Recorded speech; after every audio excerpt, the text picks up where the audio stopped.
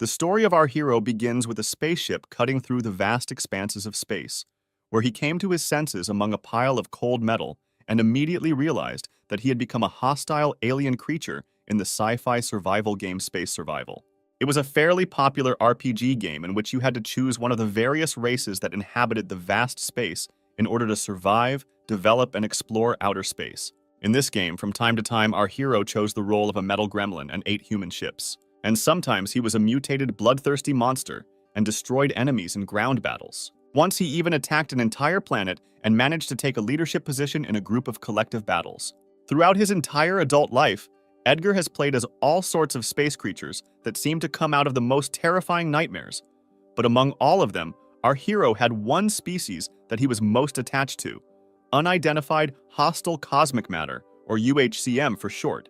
Edgar named his favorite character Amorphous. He was created in the image and likeness of the creature from the movie Alien.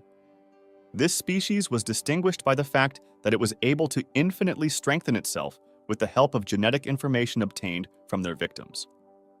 Although at first glance it might seem like a scam, there was a significant downside. Due to the incredible difficulty of survival, it was impossible to achieve dialogue and cooperation with other races. The reason why this race was Edgar's favorite was quite simple. This species could freely evolve and become stronger, depending on its choice and will, and this is what won him over. Now our hero was studying the blue system window in front of him, which said that he was a child of the NVCam race. So far, his only skill was hypersensitivity, and his primary goal was survival. Edgar studied the window for several long minutes, still not fully believing that it was real. Coming out of his stupor, he began to examine his new body. After examining his short paws, Edgar sighed tiredly and plopped down on the floor. Although he really liked the alien, playing a game and becoming like the monsters in reality was very different. Deciding that now was not the best time to think, Edgar began to look around, studying the situation. Suddenly, his whole body began to itch like hell, and rolling onto his back, he began to desperately tear his skin with his paws. Several agonizingly long minutes later, the old skin peeled off, freeing him from his torment. But Edgar was terribly exhausted. He could not even imagine that peeling off the skin was such a painful process. Having regained his strength a little, he realized that he needed to get some food. With these thoughts, he rushed to study this compartment, completely filled with iron containers and boxes. After examining the room he was in, Edgar came to the conclusion that its shape was very similar to a mega corporation or a star union, so he needed to be extremely careful. If he was noticed, he would be killed immediately. The hero decided to test what his ability of supersensitivity was capable of. Light green waves of energy began to radiate from his body, thanks to which he could see what was inside the boxes and crates located in this room. New images kept appearing in his head, which Edgar carefully studied. He was extremely focused and tried to find at least something resembling food. A couple of minutes later, he finally found what he was looking for and immediately rushed from the spot.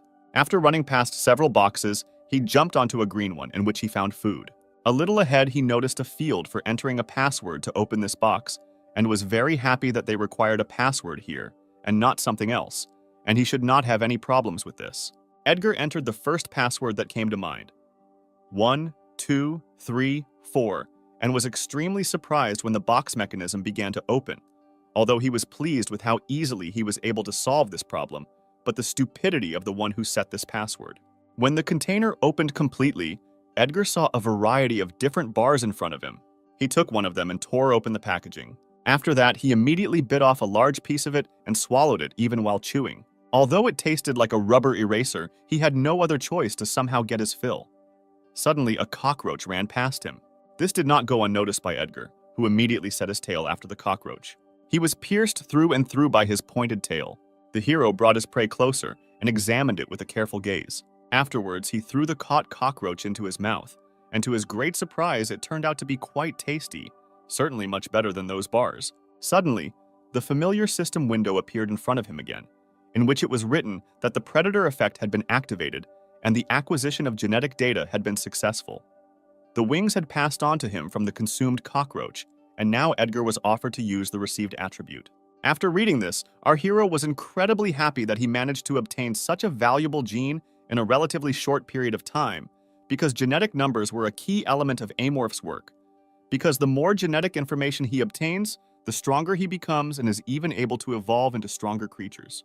A joyful smile appeared on Edgar's face, but he himself could not believe his luck. Without a moment's hesitation, he accepted the system's tempting offer by clicking the yes button. At the same moment, changes began to occur in his body, and two small growths appeared on his back. They quickly developed into a full pair of wings. Edgar glanced behind him, checking how his new limbs looked. The hero wanted to test his wings in practice, but he ran into a problem. He didn't know how to control them. Lowering his head onto his paws, he began to think that since the wings are on his back, it turns out that he should feel as if he were moving the trapezius muscle. The hero tensed his entire body, deciding to test this theory in reality. The next moment, he jumped into the air and immediately tried to flap his wings with all his might. But he didn't last even a couple of seconds before he fell back down. Immediately after that, he began to devour the disgusting tasting bars one after another. Using the wings turned out to be a much more energy-consuming process than Edgar had expected. In an instant, another pair of cockroaches ran below, past the container on which our hero was sitting. He immediately noticed them, and the thought matured in his head that in order to use the wings correctly, he needed to have all the necessary abilities. Edgar quickly swooped down and pierced one of them with his tail. After that, he immediately sent it into his mouth. So for a couple of minutes, he caught cockroaches running past. But even when he ate the 20th, he did not notice any result, and this greatly disappointed him. At the moment when he was finishing his next victim, a blue window of the system appeared in front of him. It said that in addition to oversensitivity and wings, another skill had been added: chitinous shell.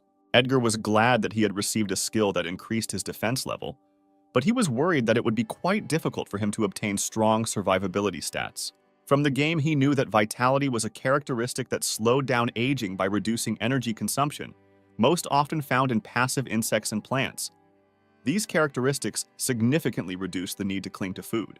The hero began to look around in search of his new victims, because in order to pump up his survivability, he needs to catch and eat as many cockroaches as possible. But not finding anyone, he decided to change tactics and jumped onto one of the boxes again.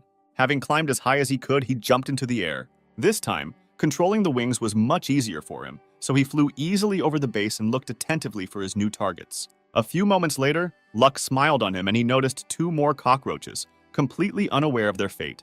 One of them stopped, noticing a strange shadow above him. Edgar took advantage of this and attacked him, grabbing the cockroach with both paws.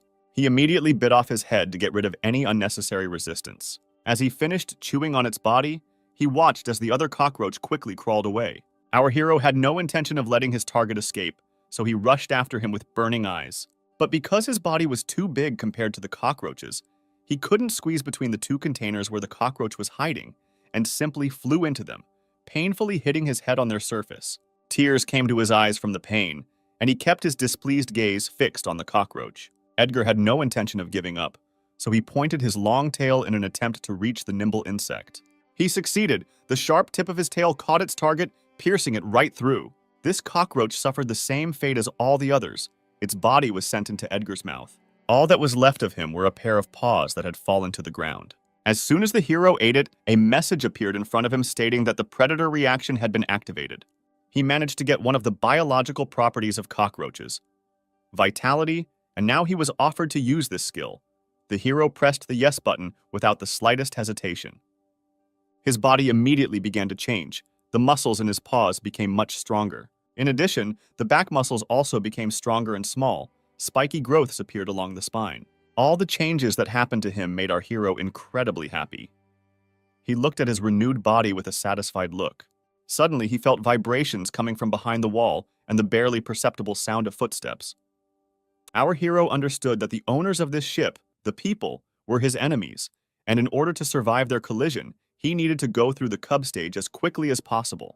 So he needed to step outside the cargo bay and continue his hunt there. When asked where he should go now, he already knew the answer, so he headed there without delay. He crawled along the wall towards the ventilation section. Edgar thought that the cold storage room next to the radiation section would be a good place because it was a fairly important facility, and there shouldn't be many visitors there. While unscrewing the bolts from the ventilation hole, the hero decided that even if his hopes were not justified, he could simply break the reactor along with the cooling chamber and run away from here. A couple of minutes later, he had removed all the screws and looked inside. The hero looked around, checking the ventilation for safety, and climbed inside. But as soon as Edgar climbed up there, a powerful stream of wind from the fan immediately rushed onto the sand. In the first seconds, this scared our hero quite a bit. Edgar moved close to the fan and began to unscrew the bolts. And then, a few moments later, the grate with the loud chair fell to the floor. The hero cast an appraising glance at the fan, thinking about his next step. He understood that if the fan was broken, then people would immediately receive a message about it. So the only possible option left to him was to slip at the right moment, avoiding the blades. To do this, he decided to resort to the help of Amorph's abilities. His analytical abilities and sensitivity had increased significantly, so he realized that the fan wings were slowing down at some point because they were already quite worn out. Edgar timed one of those moments. A moment later, he jumped up with determination and flew forward. Due to the strong wind flow, he had to put in much more effort than usual to get closer. He managed to slip past successfully. At the last moment, the fan's wing only touched the tip of his tail. Edgar quickly rushed on, flying as far away from the fan as possible. Only when he was safe was he able to breathe a sigh of relief, glad to be alive. Afterwards, he crawled further forward towards his goal. Several long minutes later, Edgar froze as he heard voices below. He carefully approached the bars, peering through them into the room. There, the hero noticed two men, whose faces showed strong discontent, and they themselves were discussing another failed experiment and what they would get in trouble with from the boss again. After analyzing their conversation, Edgar realized that this was an experimental laboratory, which surprised him greatly, because he thought that this was an ordinary spaceship. But even this discovery did not dissuade him from the assumption that the members of this board were supporters of the Mega Corporation. A Mega Corporation is a separate race that was founded in the likeness of earthly people. And here, instead of a government, several large corporations dominate. Most of their members are materialists. Although many races hold a neutral position, the Mega Corporation is closer to the side of evil. Edgar knew that this was the only place where a person was turned into a slave. After waiting for these people to come out, he unscrewed the bolts from the grate and flew into the laboratory. The hero landed on the floor, deciding to explore what could be interesting here. He immediately activated his amorphous ability, thinking that depending on what kind of spaceship it was, it would change its appearance. If this turns out to be the Hulk's mutation research facility, then Edgar would have chosen a mutant soldier who specialized in ground combat because it would give him a steel body and excellent fighting abilities. In the laboratory where they experiment with the superpowers of the space elf cult, you can get a special, powerful psychedelic gift. The hero himself would like to be on the side of the cult. He was distracted from his thoughts by someone's quiet voice pleading for help. The hero walked forward a little and cautiously peered out from behind his shelter. In front of him, he saw a huge flask, inside of which was a light pink ball asking for help. From it stretched many different wires. Approaching, Edgar read the inscription and learned that it was a bubble amoeba. It also stated that her specialty was to conserve oxygen, which disappointed him greatly because it was the most useless skill for Amorph. He decided not to dwell on this and to look for more clues using his hypersensitivity. Suddenly, electrical discharges began to emanate from the amoeba's body, and Edgar suggested that perhaps this was what the researchers had been talking about. Afterwards, he turned his gaze to the device and reached for the yellow button. Based on the information he had received from the hypersensitivity, he was sure that if he pressed this button, the experiment would end. His guess turned out to be correct. The electricity enveloping the amoeba's body dissipated almost immediately, and the amoeba itself thanked Edgar. Before he could do anything else, he heard someone's footsteps approaching, and this frightened him greatly. The hero instantly soared into the air, hastily looking for a place where he could hide. Thus, he flew to the very top shelf with various bottles. At that very moment, the front door slid to the side. A girl immediately entered the laboratory. Holding the cat in her arms, Alexa asked the confused man behind her with displeasure when the 26th experiment would finally give results. He replied that at the moment only a little progress was noticeable, so they needed a little more time. She stopped abruptly and, looking at him with the same displeasure, said that she needed to report the results to the company before she arrived at her destination. When Alexa said that if they couldn't achieve the desired result, the company would have to reconsider the fact of their work and presence here, Adam was truly horrified because he understood perfectly well that her words were not just threats. Stammering with fear, he began to beg her for mercy. Alexa stepped forward a little and said that she didn't want it to end like this either, so she would look forward to the results of the experiment. She also added that if Adam manages to achieve significant results, the position of chief researcher will no longer be a pipe dream for him. The man couldn't believe his ears and asked if this was really true, to which the girl replied that in addition to this, he would even have the opportunity to collaborate with Mars, because they were very interested in this project. Adam listened to her attentively, thinking over everything she said. When he suggested using ammonium, a look of surprise crossed Alexa's face. She stroked the head of the cat lying in her arms and thoughtfully said that they had never used the awakening drug produced by the Star Union before. Afterwards, she looked closely at the flask and said that she had already gone through all the possible ingredients, and perhaps Ionium really was their only option. Nodding, Alexa ordered Adam to get to work right away, which caused the man to become confused and hesitantly replied that if the subject ingested the neutralizer, it would interfere with the life support system. Edgar, however, had been watching these two closely all this time, without giving away his presence in any way. Alexa put pressure on Adam and he had to comply. He began to gradually inject the amoeba with 1/100th of a milligram of the drug. When he reached 5/100ths, they finally saw a reaction. The amoeba's body began to tremble slightly. Alexa had a satisfied expression on her face and said that since there was a reaction, she could increase the dose and introduce everything, which caused even more confusion in Adam.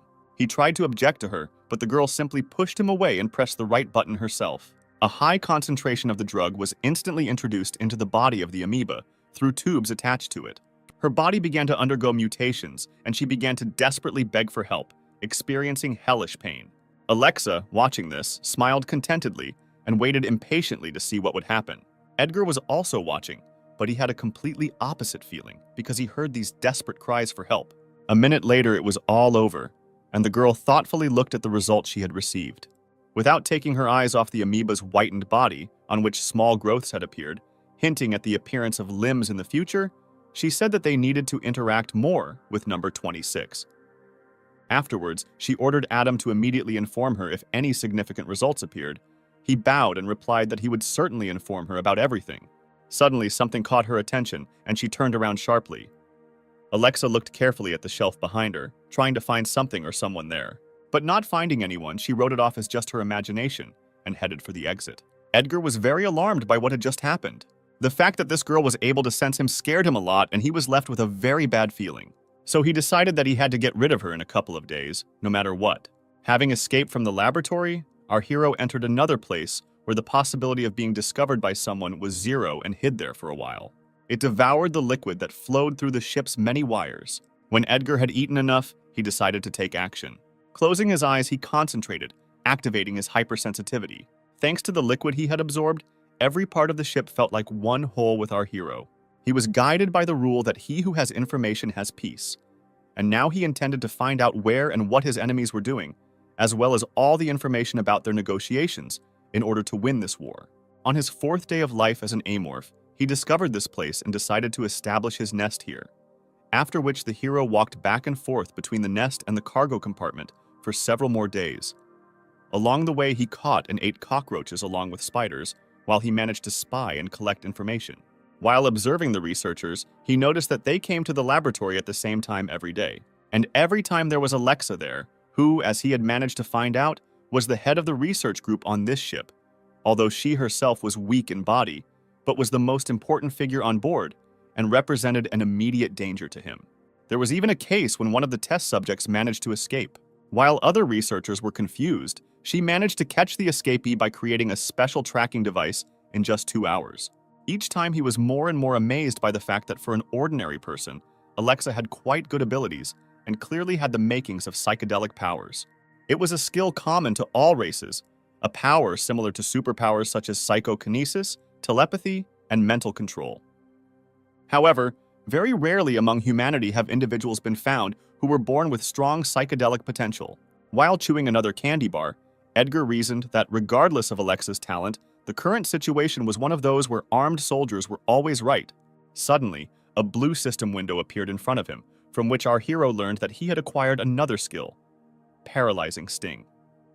This ability seemed extremely useful to him, because he couldn't use anything he had before to attack. Edgar was confident that his poison was capable of defeating at least one adult human.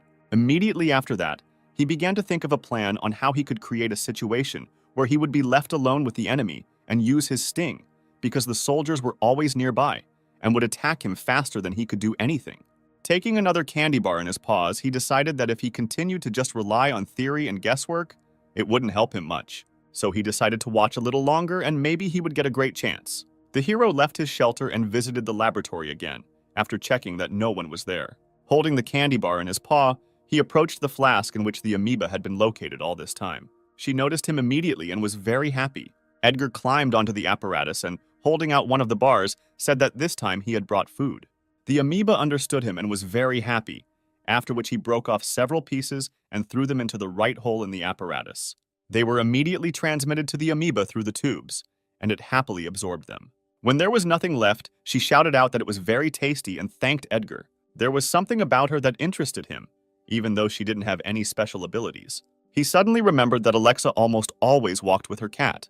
This prompted Edgar to think that she was very attached to her pet, and if this cat died, then perhaps he would have a chance.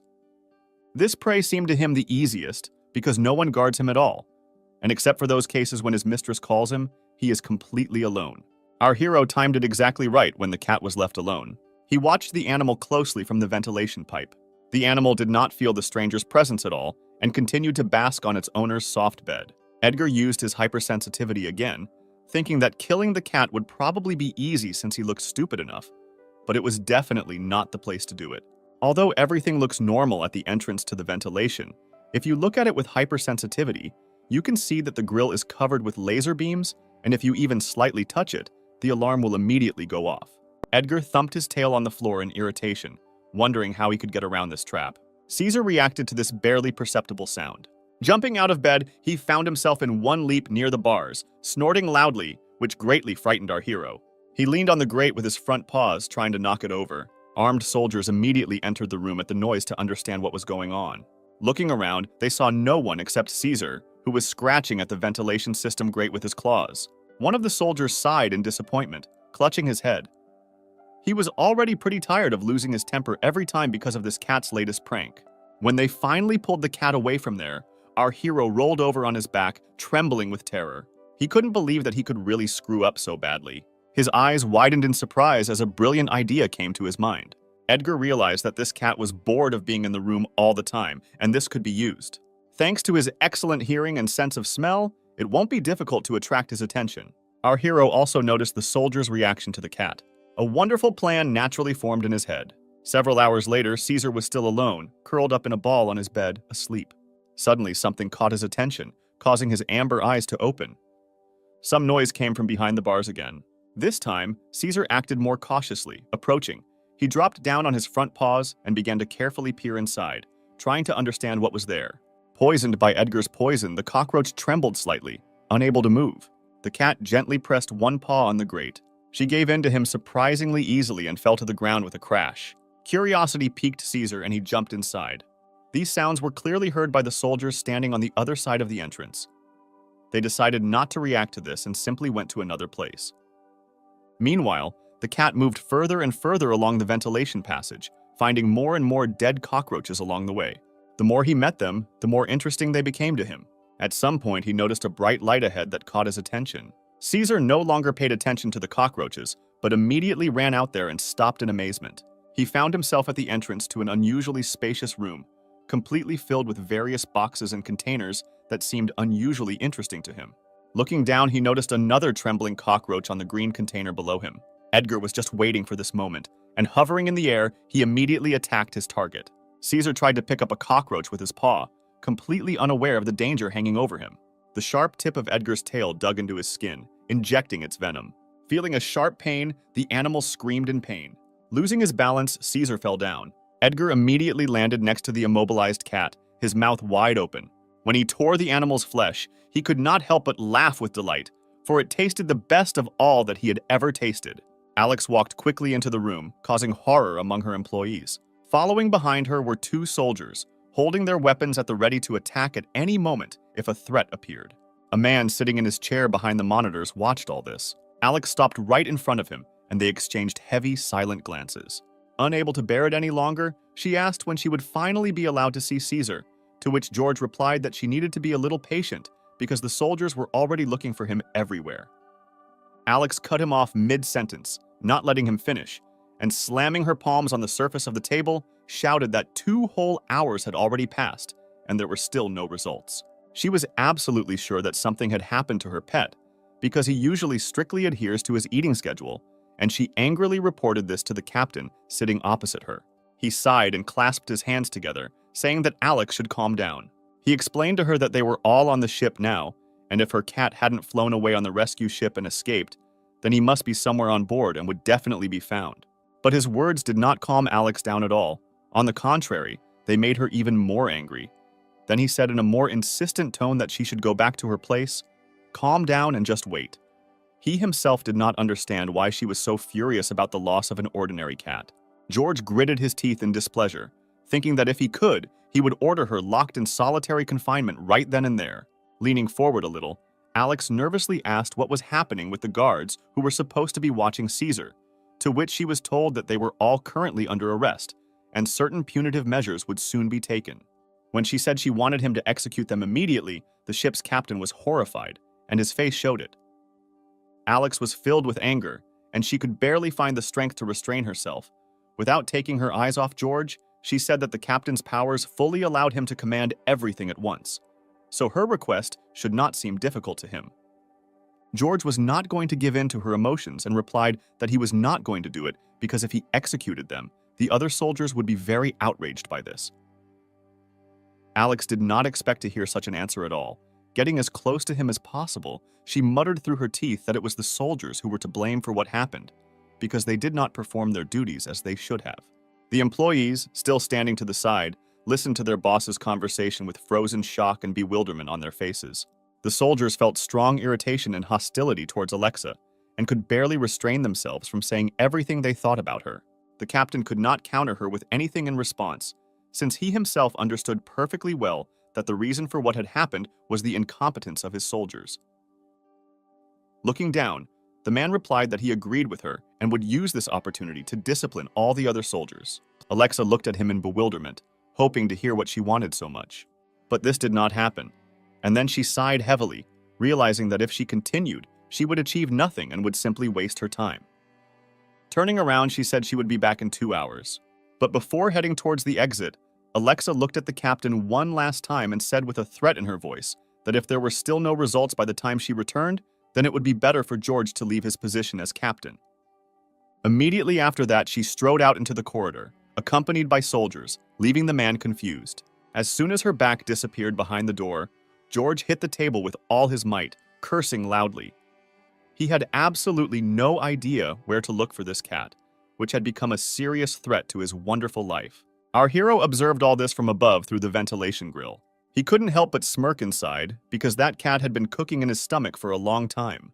At that moment, a blue system window appeared in front of him, highlighting his newly acquired skill, Wild Instinct. He knew that this game had a thing called a skill fusion system that combined skills into one and strengthened them. He had used it often enough in the past that he had memorized almost all the combinations in the game. That's why when he was eating Caesar, he was speechless when he first saw the text box asking him to activate this skill, because he had never seen anything like it before. He pressed the consent button and immediately learned that he could combine the skills Wild Instinct and Super Sensitivity, which he did, and as a result, received a completely new skill, Predator's Sense, which allows him to detect a threat in advance. Edgar tried to use this skill because he was interested in testing its effectiveness. His expectations for his new ability did not fail him, because the super-sensitive ability became many times stronger than before. But no matter how much he tried, he was unable to awaken the future prediction that was also included in the Wild Instinct skill. Moving along the ventilation pipe, he decided that it was most likely a passive option that would turn on automatically if a threat appeared. Now he was interested in something else, namely Alexa, who was completely out of her mind, and this meant a great opportunity to get closer to her. Meanwhile, she reached the laboratory, where she gave vent to her anger. Besides the fact that her beloved pet was missing, she had another problem. The stabilization of the drugs was taking too long, and their experiments were still not moving forward. Edgar caught her just at the moment when she was lamenting about this. He had not been wrong earlier in his judgment that Alexa was the type of person who was very sensitive to what was dear to them, but if they were deprived of it, their world would immediately collapse. Our hero smiled contentedly. After all, he was able to achieve his second goal in one go, namely, separating Alexa and the soldiers, creating a great discord between them. He had noticed long ago that the soldiers didn't like Caesar from the start. It all started with the fact that they had to give up the best meat, which they couldn't even eat as food for an ordinary cat 3 times a day. Therefore, their dislike for the cat was quite normal on the part of the guards. If you dig a little deeper, you can see that the anger was initially about class, because Alexa belonged to the upper class in the mega corporation, and the soldiers had to obey her without question, fearing the consequences of directly protesting against her. They eventually chose her cat as a scapegoat to vent their anger on, so it's not hard to guess what will happen if the scapegoat disappears. The soldiers will no longer be able to protect Alexa as well as before. But that's not all. Alexa herself lost trust in her soldiers, and the only joy in her life due to the fault of those same soldiers. Edgar mentally thanked Caesar for helping him kill 2 birds with 1 stone. Afterwards, he decided that it was time for him to appropriate Alexa's genetic data. The girl suddenly raised her head, noticing something. She practically ran up to one of the devices where the experiment was currently being conducted. She quickly pressed a few buttons on the control panel without taking her eyes off the test subject. Everything was going completely differently than she wanted, and it was safe to say that this was yet another failure of hers. Cursing, she walked away from him and headed to a completely different end of the lab. Remembering something, she stopped and looked at her other experiment. Afterwards, she resolutely approached the amoeba. Alexa looked at the body, trembling with fear for several long seconds. Suddenly, a sinister smile blossomed on her lips. The next moment, she pressed one of the green buttons, starting another experiment. A high concentration of the drug was again injected into the amoeba. At the same time, powerful shocks of electricity began to pierce her body, and she screamed in pain and called for help. A few minutes later, Alex stopped the experiment. She was disappointed that here, too, failure awaited her. Without saying a word, she left the room. Edgar, watching everything that was happening here, was almost shaking from the rage that was overwhelming him. Suddenly, noticing him, the amoeba called out to him joyfully. Still shaking in pain, she waved at him. But Edgar could not answer her. After looking at her for a few more moments, he turned around and crawled away. Our hero understood perfectly well that now a few words of comfort would not help her, so instead, he decided to give Ray, as he began to call her to himself, what she really needed: revenge. After the agreed time had passed, Alexa returned to the captain's office and asked if there was any news, to which she was told that the soldiers were now going to search and asked to wait for her a little longer. She didn't like what she heard at all. Tilting her head to the side, she asked George with a menacing voice if he had really decided to challenge the will of the mega corporation NS. From the drops of cold sweat running down the man's face, it was obvious that he was nervous. Adding severity to his voice, he reminded Alexa that he was the captain of this ship, so she should watch her words carefully. In response to this, she shouted out that she would be happy to help him leave this post. But George only shook his head from side to side, reminding that even in the NS, abuse of power was unacceptable. So he had every right to detain her, the head of the research group, which caused great bewilderment in Alexa. The employees standing to the side glanced at her with displeasure, already quite tired of her endless complaints and nagging about everything. Edward was also present here, watching everything from above without giving away his presence. He was glad that everything was working out quite well, because apparently there had already been a conflict between the two long before his intervention. Alexa had no way to put pressure on George in response, so she clicked her tongue in displeasure and turned towards the exit, not at all flattered by the idea of being taken into custody. Filled with rage, she walked back to her room, trying to think of what she could possibly do in this situation. Suddenly, she stopped near the women's toilet. Without turning around, Alexa told the guards that she would step away for a moment and headed inside. The toilet doors slammed shut right under the guards' noses. Suddenly, one of them told his partner that he would also step away for a couple of minutes. Edgar overheard this and was delighted, because this was just the perfect opportunity for him. He tried to get to the women's toilet as quickly as possible through the ventilation pipe. He was simply incredibly lucky, because now his target was completely alone and very vulnerable. Moreover, there was no security system that would prevent him from passing. In the shortest possible time, he reached the required ventilation hole. He hid by the bars, checking to see if Alexa had left yet. Luckily for him, the girl was still there, her palms resting on the sink, looking down without raising her head. Edgar unscrewed the screws and got rid of the grate as quietly as possible. Alexa was too lost in her thoughts the whole time, washing her face with cool water, that she didn't remember anything at all. This was only to the hero's advantage. Occasionally glancing in the mirror at his victim, he crawled towards the ceiling. Once on the ceiling, he stopped and began collecting poison on the end of his pointed tail. Once everything was ready, Edgar continued on his way. At that very moment, Alexa finished washing her face and removed her palms from her face. Looking at herself in the mirror, she sighed wearily, thinking that today's incident had completely thrown her off track. Suddenly, her eyes widened in horror, and as if she had been doused with cold water, Alexa felt the approaching aura of death. She turned around immediately. Edgar was flying towards her at a terrifying speed, his poisonous sting extended forward. Seeing this, Alexa became even more frightened and, screaming in horror, stepped back. Because of this, our hero's sharp sting flew past her cheek without touching her. Edgar flew into the mirror.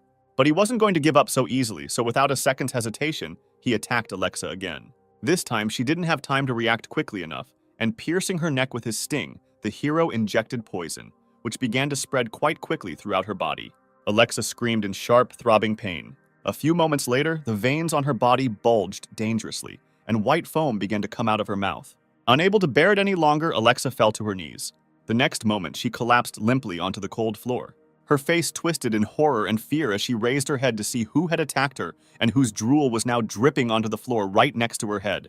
Edgar's eyes turned red as he slowly approached his victim, driven by the desire to devour her whole. Opening his mouth, he saw Alexa's reaction to this and he liked it. The hero was interested in what she was thinking about at that moment, whether she was angry at what was happening, afraid of death, or both at once. But the answers to these questions will remain unanswered for him, because a moment later, his mouth closed on the girl's face, absorbing her scream of horror. The moment he absorbed her peace, Edgar felt the blood containing Alexa's genetic information being absorbed through his stomach into his blood vessels, then reaching his brain. Then our hero realized that one of the guesses contained in his subconscious turned out to be correct. The long-awaited system window appeared in front of him with a message that all the conditions for evolution had been met, and now he was offered to evolve. He raised his bloody paw to press the consent button. But he didn't have time to do this, because at that very moment, a bright flash of endless images of one of the armed soldiers bursting into the toilet poured into his head. He immediately grabbed his machine gun and aimed it at Edgar. Before he could do anything, his entire body was pierced by numerous bullets, turning his body into a bloody mess. Thus, Edgar's life ended. The images he saw greatly frightened our hero, and his body began to tremble slightly with horror. He was completely disoriented and did not understand what had just happened. Touching his paw to the head, Edgar suggested that perhaps this was Predator's sense. The hero glanced sideways towards the doors, deciding that if what he saw was his imminent future, then he should hide as quickly as possible. Driven by such thoughts, he got off Alexa's dead body and crawled towards the walls. As he crawled upward, he left behind a bright trail of blood. At that very moment, the door opened and a soldier entered the room. Coming out from around the corner, he immediately stopped, frozen in shock. The man refused to believe his eyes. He couldn't bring himself to take a single step. The sight of his boss's mangled body filled him with wild horror. Daniel had absolutely no idea what had happened here, and who could have treated Alexa like that. Even though he didn't consider her the best person, it was simply inhumane. The man, completely immersed in his thoughts, did not notice how Edward snuck up on him from behind. It was only when he felt a strange weight on his shoulder that Daniel looked at him in bewilderment. The hero took advantage of this and raised his sting for another attack. It was no trouble for him to pierce the soldier's helmet and his skin. A moment later, the man fell to the floor dead, and Edward jumped aside. The walls and floor of the room were covered in red stains of blood from the two murdered men. Having accomplished his goal, our hero hurried to leave this place before someone else came here.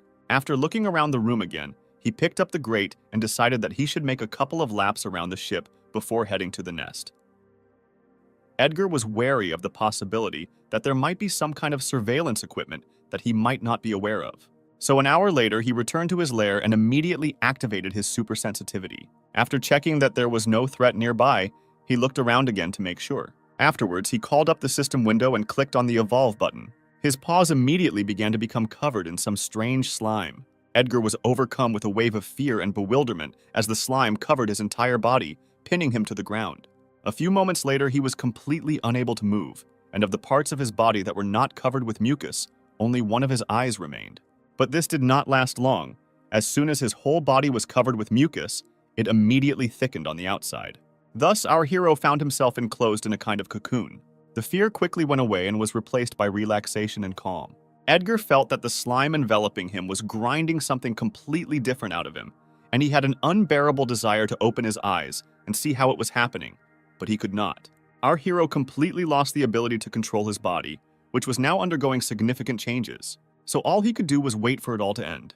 Thus, a whole day passed, during which significant changes also occurred with the cocoon. Suddenly, several green pieces of frozen liquid, which covered our hero's entire lair, fell onto the cocoon with a dull thud. It immediately began to open up from the inside. A moment later, several clawed dark paws appeared. Following this, Edgar himself began to emerge from the cocoon, covered in a transparent sticky liquid. His new evolved body was significantly larger than his old one. Our hero's eyes reflected surprise when he looked at his paw, which had 4 fingers instead of claws. A loud roar escaped his mouth, echoing off the walls of his shelter. Meanwhile, George called an emergency meeting to ask if the head of the medical team had been able to determine the cause of the soldier's death. He looked up from his papers and replied that if you looked with the naked eye, you could easily determine that the cause of the soldier's death was a blow to the throat, which was most likely made with a small saw. When everyone gathered, heard that they would only be able to get a more detailed answer after a detailed inspection had been carried out, they immediately became tense. They did not like the fact that they were completely in the dark about the current situation. Nicholas was silent for a few moments, giving everyone a chance to think about what they had heard. Suddenly, he rose from his seat and, looking uncertainly at the captain, said that he would most likely have to perform an autopsy. The head of the medical team winced in horror as George swore loudly. Then he dropped his head into his hands and sighed wearily. After sitting like that for a couple of seconds, he looked up at the man sitting to his left, who was the head of the security system, and asked how things were going with the search. He also stood up and replied that all the videos from the cameras on board had been thoroughly checked, but nothing special could be found. So now the main suspect was being interrogated, the security guard who was supposed to accompany Alex along with his murdered partner. The captain asked if Pavel really thought that the guard was a criminal. He shook his head uncertainly and replied that based on the information they had today, the likelihood of this would be too small.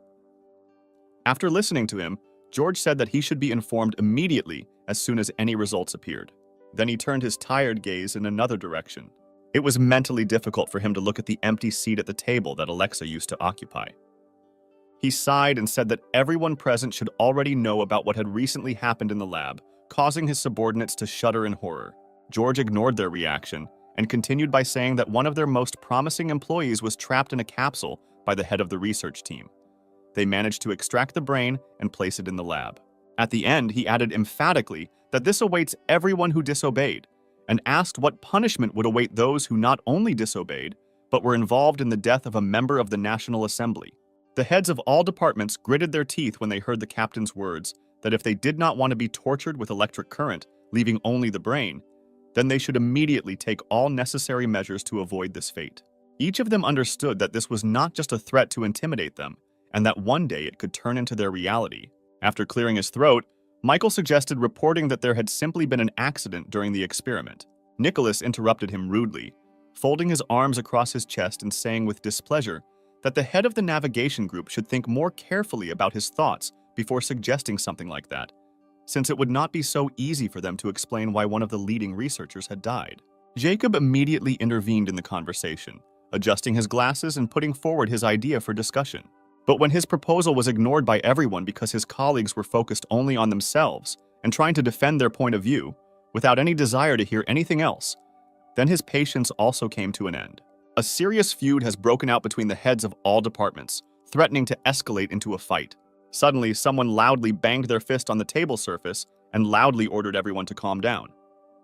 Jumping up from his seat, Richard said that their arguments were only making the situation worse. Everyone froze in their places, not taking their eyes off Richard and thinking about what he had said.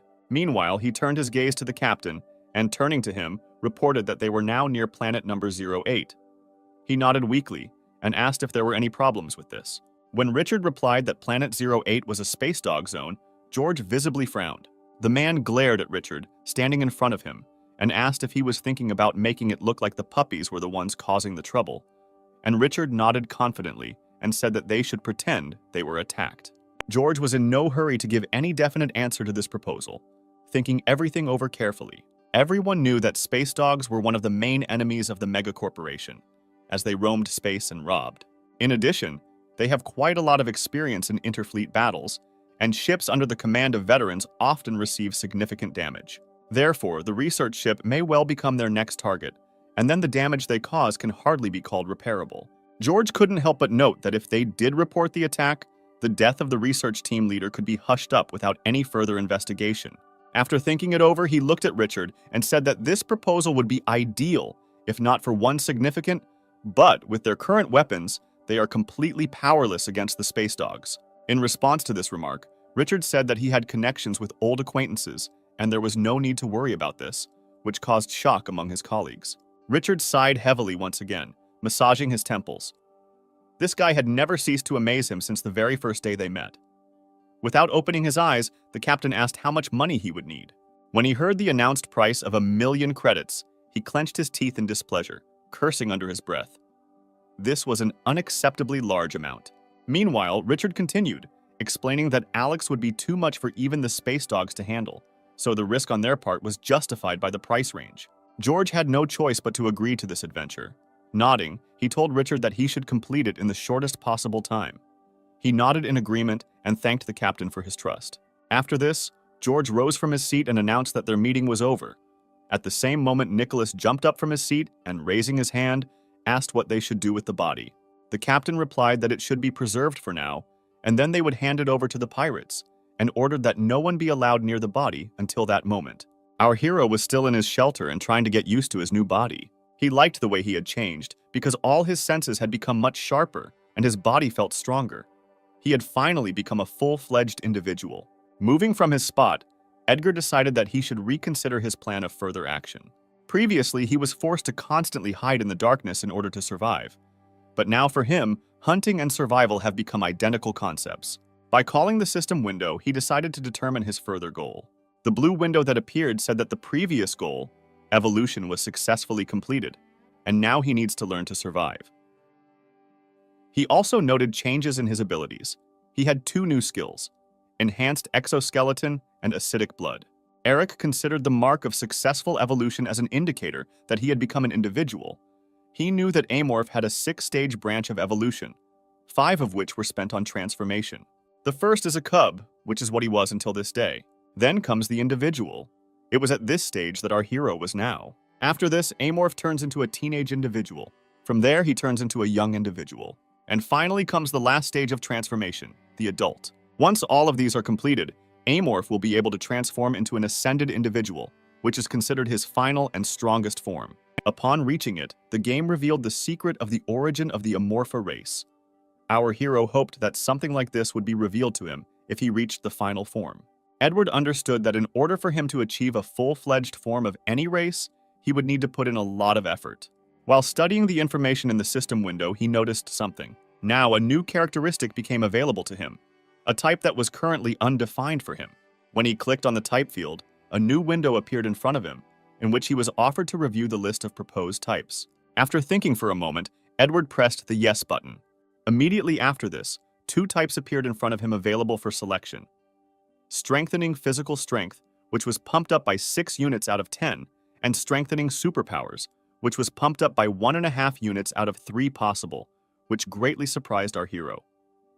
He knew that the type in this game was similar to a race's specialization, but had a slightly different purpose and was only activated when specific conditions were met. Thinking about the type of superpower enhancement, he realized that he had been given 1 point for his predatory instinct, which he had received by absorbing the genetic data of cockroaches and Caesar. But he didn't understand where the extra 10th came from, because he didn't have any other skills that fit that type. Suddenly, his eyes widened in surprise as he realized what was happening. He remembered that he had eaten Alexa's flesh, which he guessed must have had extrasensory abilities. This realization pushed him to want to obtain her power completely, and to do this he needed to find her corpse, which is what he was going to do. Edgar reached the vent in seconds and removed the grate, which he had left only for show. Having climbed inside, our hero immediately realized the first disadvantage of his large body. These narrow passages became terribly inconvenient for him to move around. Suddenly, as he moved towards his goal, he felt the incredibly intense smell of a corpse. Edgar immediately sped up and followed the smell to determine its source. He didn't have to search for long, just a couple of turns and he was already frozen above the next grate, looking inside the room. The smell of bodies from the morgue seemed irresistibly sweet to him. The hero simply could not believe his luck that his target could be found so quickly and easily. All that was left to do was to carefully enter the room, trying not to attract attention. Luckily for him, there was only 1 living person in the morgue, and the container with Alexa's body was right behind him. He was completely immersed in his work on the computer and paid practically no attention to anything. Suddenly, the room was filled with a strange, unpleasant smell, which Adam immediately noticed.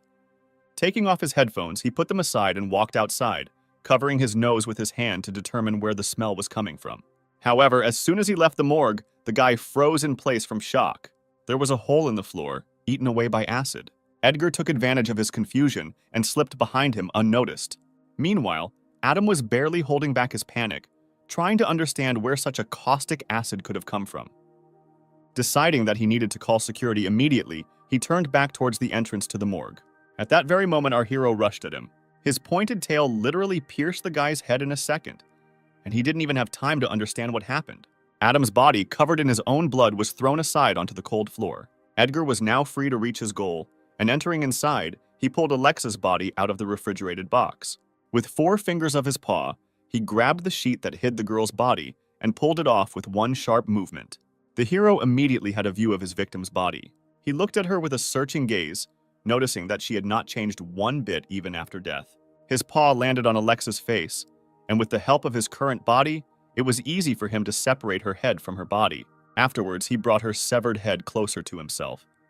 It seemed strange to him that, having already killed several people, he did not feel any guilt. Without taking his eyes off Alexa, he speculated that he might have changed due to his new surroundings, or that the ruthless killer monster he had become was his true self. Throwing these thoughts aside, he opened his mouth over the girl's head. Having instantly absorbed her, Edgar switched to her body. In order to survive, he had to kill. Such was the life of Amorph, and he had to adapt to it. As he devoured her body, piece by piece, he thought about how Agnia's body would simply rot after death and become a nutrient medium for nature. So if she instead became a nutrient for him, it wouldn't be much different. Suddenly, he felt something crunch between his teeth. Opening his mouth, he pulled out some strange object on his tongue. Taking it in his hand, he examined it more closely, completely not understanding what it was and why this thing was in Alexa's heart. Edward thought that she might just have heart problems and clenched his fist, breaking this now unnecessary junk. Suddenly, a familiar system window appeared in front of him, and after reading the information from it, our hero confirmed his assumption that Alexa possessed psychedelic powers. It said that the acquisition of genetic data was successful, and now our hero had access to the ability extrasensory perception, which did not make him very happy, because Amorph was able to use such an ability without having superpowers. He pressed the button to activate this ability because he would have to accept it anyway if he wanted to get the type. As soon as Edgar did this, several growths immediately appeared on his head, which significantly sensed his perception. He touched his new body part hesitantly. Afterwards, the hero approached the body of the murdered Adam and ran his hand over the sensor, thinking that the predator's sense skill always activates very suddenly, and, to his delight, it can become useful in combination with other skills. The remains of Alexa's body began to slowly return back to the refrigeration compartment, and Edgar decided to have a last snack of security, since he had already accomplished his main goal here. It was precisely during the process of his snack that he sensed danger. The hero realized that the changing of the guard was about to take place and immediately activated his ability of hypersensitivity. He was confused by the soldiers passing their equipment to others and thought that there weren't that many people on the ship wearing reinforced protective suits. Looking at Adam's body, Edward wondered if the doctor would be replaced too, because if a replacement came here, he would notice blood and corpses, and since they are all on the ship, it is not difficult to assume that people will immediately understand that the enemy is also here. Edward tried to think of what to do, as he was not yet strong enough to start an all-consuming war with the ship's members, so instead, he needed to somehow buy time. Suddenly, an idea came to his mind. He glanced sideways at the floor eaten away by his acid. The hero realized that with the help of the trick he had come up with, he would not only be able to stall for time, but also intimidate the ship's crew, which would be very effective, especially when they were going through a crisis. The mega corporation had no official capital, but there was one place that could well be called its center. Earth was the headquarters, and also the center of the current corporation. The 5 companies that contributed to the creation of the mega corporation were called the Kings of Earth. The Yu family, of which the murdered Alexa was a part, belonged to one of these 5 families, its roots originating in what was formerly known as East Asia. At that time, this family started with a small business in the Republic of Korea, and now all the land in this country was the residence of the Yu family. It houses small aircraft and magnetic strip trains for travel, and an artificial sun for the internal ecosystem. And the inhabitants of the country were only people belonging to the Yu family, and people playing the role of instruments subordinate to this family. On one of the separate islands among a small forest and spacious fields, there was a small, neat house with a lake adjacent to it. There was only one person living here, Dominic, who worked the soil with a joyful smile on his face. He enjoyed this activity, so he tended his field with full dedication every day. Suddenly, Two men dressed in dark suits appeared a few meters away from him. Noticing their presence, Dominic looked up from his work and slowly rose to his feet, after which he looked at the men and said that they could come. They looked at each other, after which one of them stepped forward. When Dominic asked what was wrong with a friendly smile on his face, Paul replied that he had news regarding Miss Alexa. Simon, who remained on the sidelines, listened attentively to this conversation. He visibly tensed up. He was afraid to even guess the consequences of this meeting. Still smiling broadly, Dominic asked what had happened to his third daughter, since they had come straight here. Paul clasped his hands behind his back and replied that Alexa's signal device had been destroyed. Dominic didn't believe him and said that it was simply impossible, because he didn't force her to do something so burdensome. Then Paul told that the last time the signal came from Planet 08, which is the territory of space dogs, the man looked thoughtful, listening to Paul. As soon as he finished speaking, Dominic put his hand on the guy's shoulder. The next moment, his fist hit Paul in the face. The white shirt was immediately stained with red splashes, and Paul himself flew back a few meters and fell to the ground. He tried to get up, but the blow was too strong and he couldn't do it. Meanwhile, Dominic slowly approached him. Still smiling, he sat on the guy and began to deliver blow after blow with the hoe all over his body. Several long minutes later, Dominic finished and threw the bloody hoe aside. Rising to his feet, he ordered his men to get rid of the body, and they immediately rushed to carry out this order. He folded his hands behind his back and, looking into the distance, said that he did not need a tool to look for answers to unasked questions. One of the men, dressed in the same black suit as the murdered Paul, bowed low and, trying to hide his horror, replied that they would be more careful. Dominic then went on to say that he had to spend 1 billion credits raising Alexa, which was equivalent to spending the same amount of money to develop a new battleship. Wiping the blood from his face, he said that he would like to know who dared to harm the favorite of the Yu family. Thinking about this, he called Simon to him and asked if the captain of the ship Alexa was on was George Silos. When his assumption was confirmed, Dominic thoughtfully said that since the Silos family was involved, whose satellite was Titan, then the matter was taking quite interesting turns. The doubt on his face quickly changed to his previous carefree expression. Dominic was sure that the head of this family simply did not have the courage to sink his teeth into the Yu family. Turning around, he asked his butler what he thought about this, who bowed and replied that most likely the Troes family could have interfered in this matter. Dominic's eyes were filled with amusement, and he said that Constantine was thinking about the same thing he was thinking about. They were aware that the heads of the Troes and Silos families were actively fighting for control of Jupiter, but in fact they were in secret collusion with each other. It wasn't difficult to expose their alliance. It was enough to just find out that the loans of the head of Silos came from Troes. Dominic suddenly asked if his butler knew that Troes was ready to take the initiative on the board of directors. He replied that Aaron, the head of Troes, was currently holding the position of CEO. Dominic nodded and, placing his palms on his hips, said that this fool was decisively against him. After these words, a loud laugh escaped the man's lips. But a moment later, there was no trace of the smile left on his face. His tone became much more serious, and he said that this time they had a reason, so they would strike first, and told Constantine to tell the family everything and then deal with the matter of the 8th planet. He bowed obediently. Constantine understood perfectly well that there were few peaceful days left, and very soon rivers of blood would be spilled. Dominic did not stop there and angrily shouted that all those who had any connection with the ship should be brought to him. He had no intention of forgiving those who dared to destroy his assets. Meanwhile, on the ship, everyone was already aware of the disaster that had occurred in the morgue. George was beside himself with barely contained rage. The bodies of all the guards were burned alive, and all the doctors are now trying to understand how this happened. A little later, 2 soldiers approached him and reported that a strange gas had been discovered in the room. This information made George wary, because when they entered, all the facts pointed to a fire.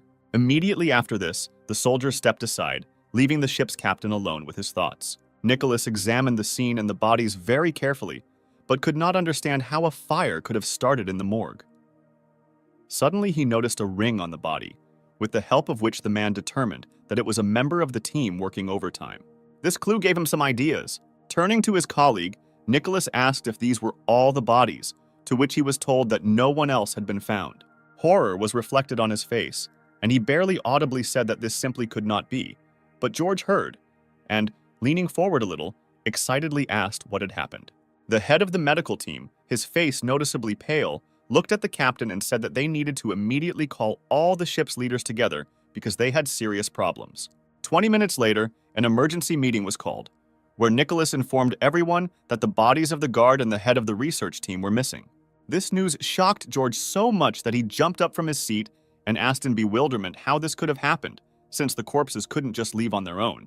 An equally shocked and confused Nicholas said he had checked several times, but 2 bodies were still missing. Then he turned his gaze to Richard and said uncertainly that if we were talking about the chemicals stored in the morgue, they could of course ignite, but a fire of this scale was practically impossible. When Nicholas paused before continuing, Richard, who had grasped the gist of what was happening, finished for him, telling everyone that the fire was man-made. Upon hearing this, everyone immediately began to whisper about who it could be. But Pavel suggested that there might be unidentified alien beings on board their ship. Bill, who was sitting next to him, turned to him and shouted that Pavel should not have spoken such nonsense so thoughtlessly. In response, Pavel said with displeasure that he had merely assumed and that the head of logistics should not be so nervous about this. Nicholas intervened in their conversation, saying that the more serious problem in the current situation was that Alexa's body had disappeared. As soon as he reminded him of this, George's face changed. Jumping up from his seat, the captain loudly slammed his palms on the table and said that they needed to find her body at any cost. Pavel raised his hand and suggested that they first look for the criminal. His proposal completely infuriated the captain.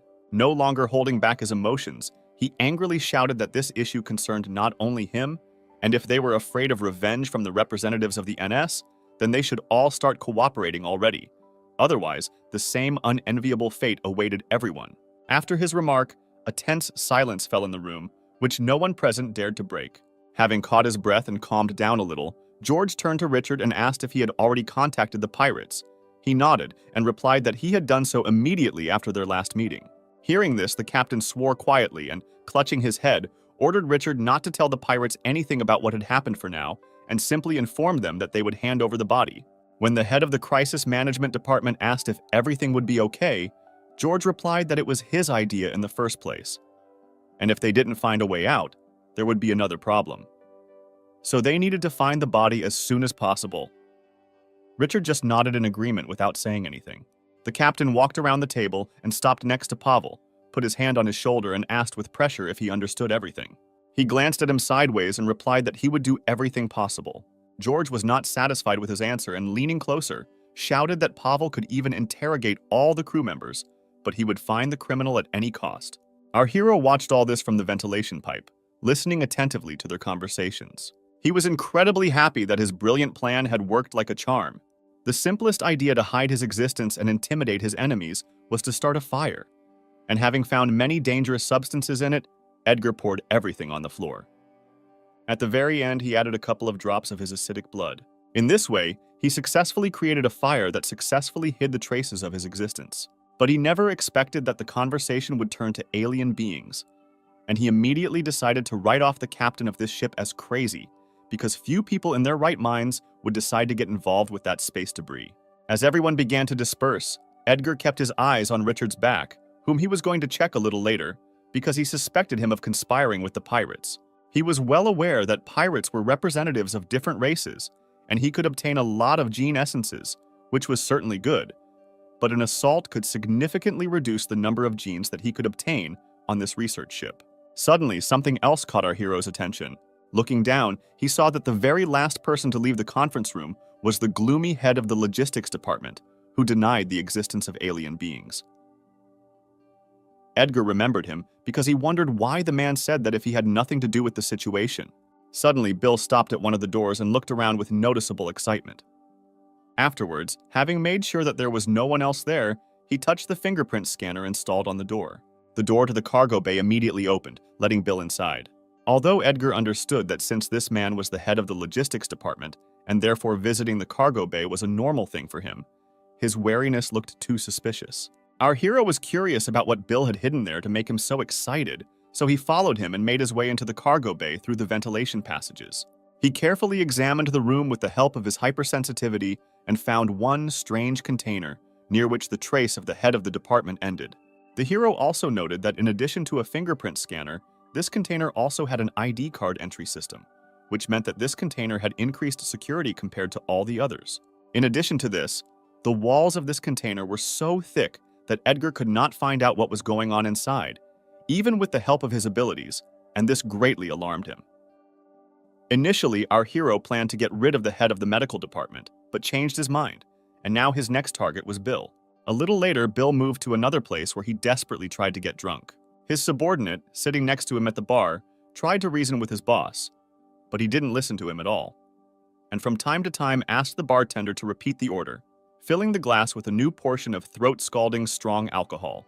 As he drained his glass, Bill thought sadly about how what was happening to him lately could hardly be called life. He regretted trusting that strange black market merchant who handed him the strange eggs and told him they were found in ancient ruins. Then he naively decided that he could make some good money from this and brought it to the ship in secret from everyone. Everything was fine until one day, when he decided to have a drink, one of the eggs hatched. Absorbed in these thoughts, he slowly headed back to himself, when suddenly he heard strange sounds somewhere behind him, which seriously scared him. The man immediately turned around and with poorly concealed fear in his voice asked who was there. But no one answered him because there was no one else there except him. This calmed Bill down a little, and he decided to attribute it to stress. Afterwards, he turned around and continued on his way, grumbling something discontentedly under his breath. However, as soon as he took a couple of steps, an all-consuming horror enveloped his body. He slowly turned around and looked back again, trying to figure out if there really was someone else here, or if it was just his mind playing tricks on him. Bill was really hoping for the second option, but when he noticed someone's massive body rushing a couple of meters away from him, he simply froze in horror. All his worst fears were confirmed. Panic and animal fear were reflected in his eyes. Having come to his senses, he started to run, trying to save his life from an unknown enemy. Tears streamed from his eyes as he prayed only to reach the nearest safe place and hide there. Stopping at the door, he began to actively press the sensor, hoping that this would make the door open faster. A couple of seconds later, the door opened and Bill immediately ran inside without looking back. He continued running but suddenly tripped over a bottle of alcohol abandoned on the floor and fell with a crash. Noticing the phone, the man crawled towards it to call and warn the rest of the crew of the danger. A terrible screeching sound behind the door made him freeze in place in horror again. But when this grinding stopped quickly enough and Bill heard the approving beeping of the system, the shocked man glanced sideways towards the door, not losing hope until the very end that he had simply imagined this sound. Unfortunately for him, the next moment the door to the room opened. Edgar immediately entered inside. At the sight of him, Bill, trembling with fear, began to instinctively crawl back until he encountered an obstacle in the form of a wall. Edgar approached him quickly enough, and hanging over him, opened his mouth, revealing a row of sharp teeth. Bill could not utter a word. The fear of him completely consumed him. The hero mentally wished himself a bon appetit, and opening his mouth even wider, bit off the head of his sobbing victim. Having dealt with Bill, Edgar began to search his room, glad that thanks to the dissolute lifestyle of this man, killing him turned out to be easier than it seemed. Our hero examined every corner of the table, the drawers of which were filled to capacity with various junk that he didn't need. He himself believed that the captain of this ship should be grateful to him for reducing the number of people on the staff who were being paid salaries in vain, which were spent on drink. When the search dragged on for too long, Edward's good mood began to turn into irritation. After searching the entire room again, he still couldn't find Bill's ID card, and he had no other ideas where the card might be other than in this room.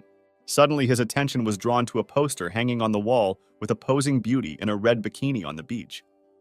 Edward appreciated the girl's sexuality, but along with this came the realization that in his new body, he no longer experienced the same feelings when looking at such pictures.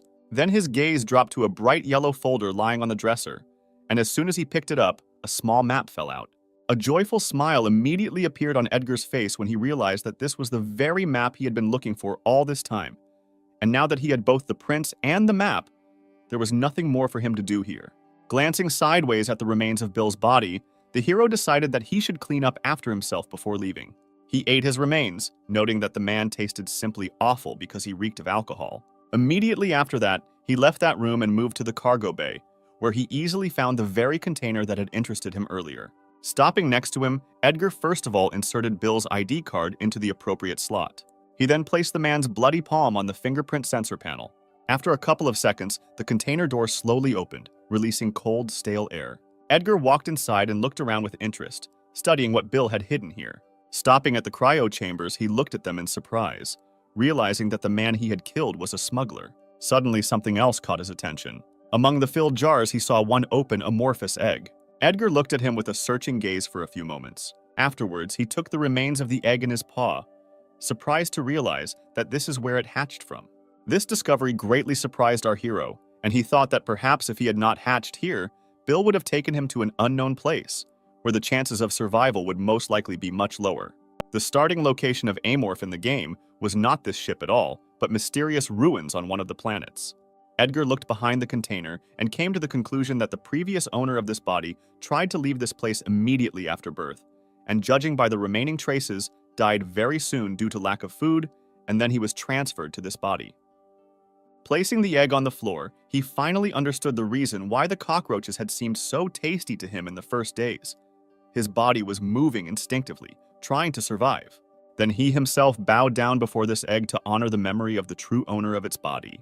After the hero had finished with all the ceremonies, he decided that it was time for him to start doing what befits an Amorph.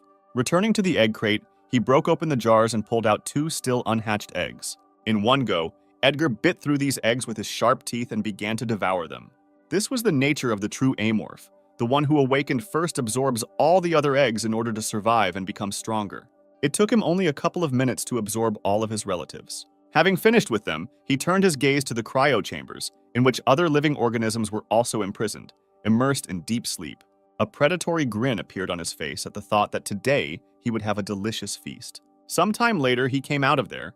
Thanks to the system, he learned that he managed to get a few more new abilities, and now he only needed 2 points to get the strong body type. However, when he ate Alexa, he was disappointed because instead of an extrasensory ability, he got a useless extrasensory organ.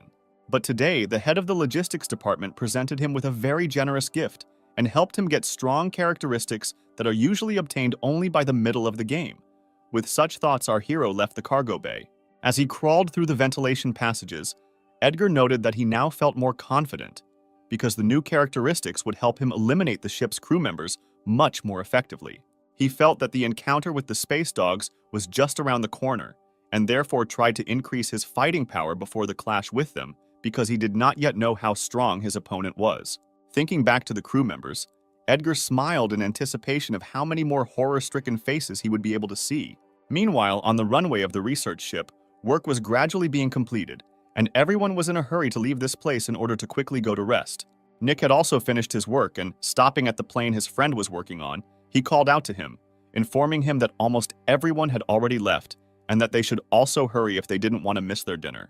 He put his tools aside and sighed tiredly as he exited the plane, noticing the displeasure on his friend's face. Nick asked if there was much work left, to which Scott replied that he would have to stay a couple more nights to work overtime. Having left the landing bay, they quickly reached the canteen, where the rest of the workers were already having dinner. Even while eating, Scott couldn't stop thinking about work. He shared his thoughts with a friend about how the order for maintenance seemed too strange to him, because even if there was a fight, there was absolutely no point in reassembling the planes now. Nick asked Scott angrily if he really wanted to talk about this while eating, to which he replied that it was indeed very strange.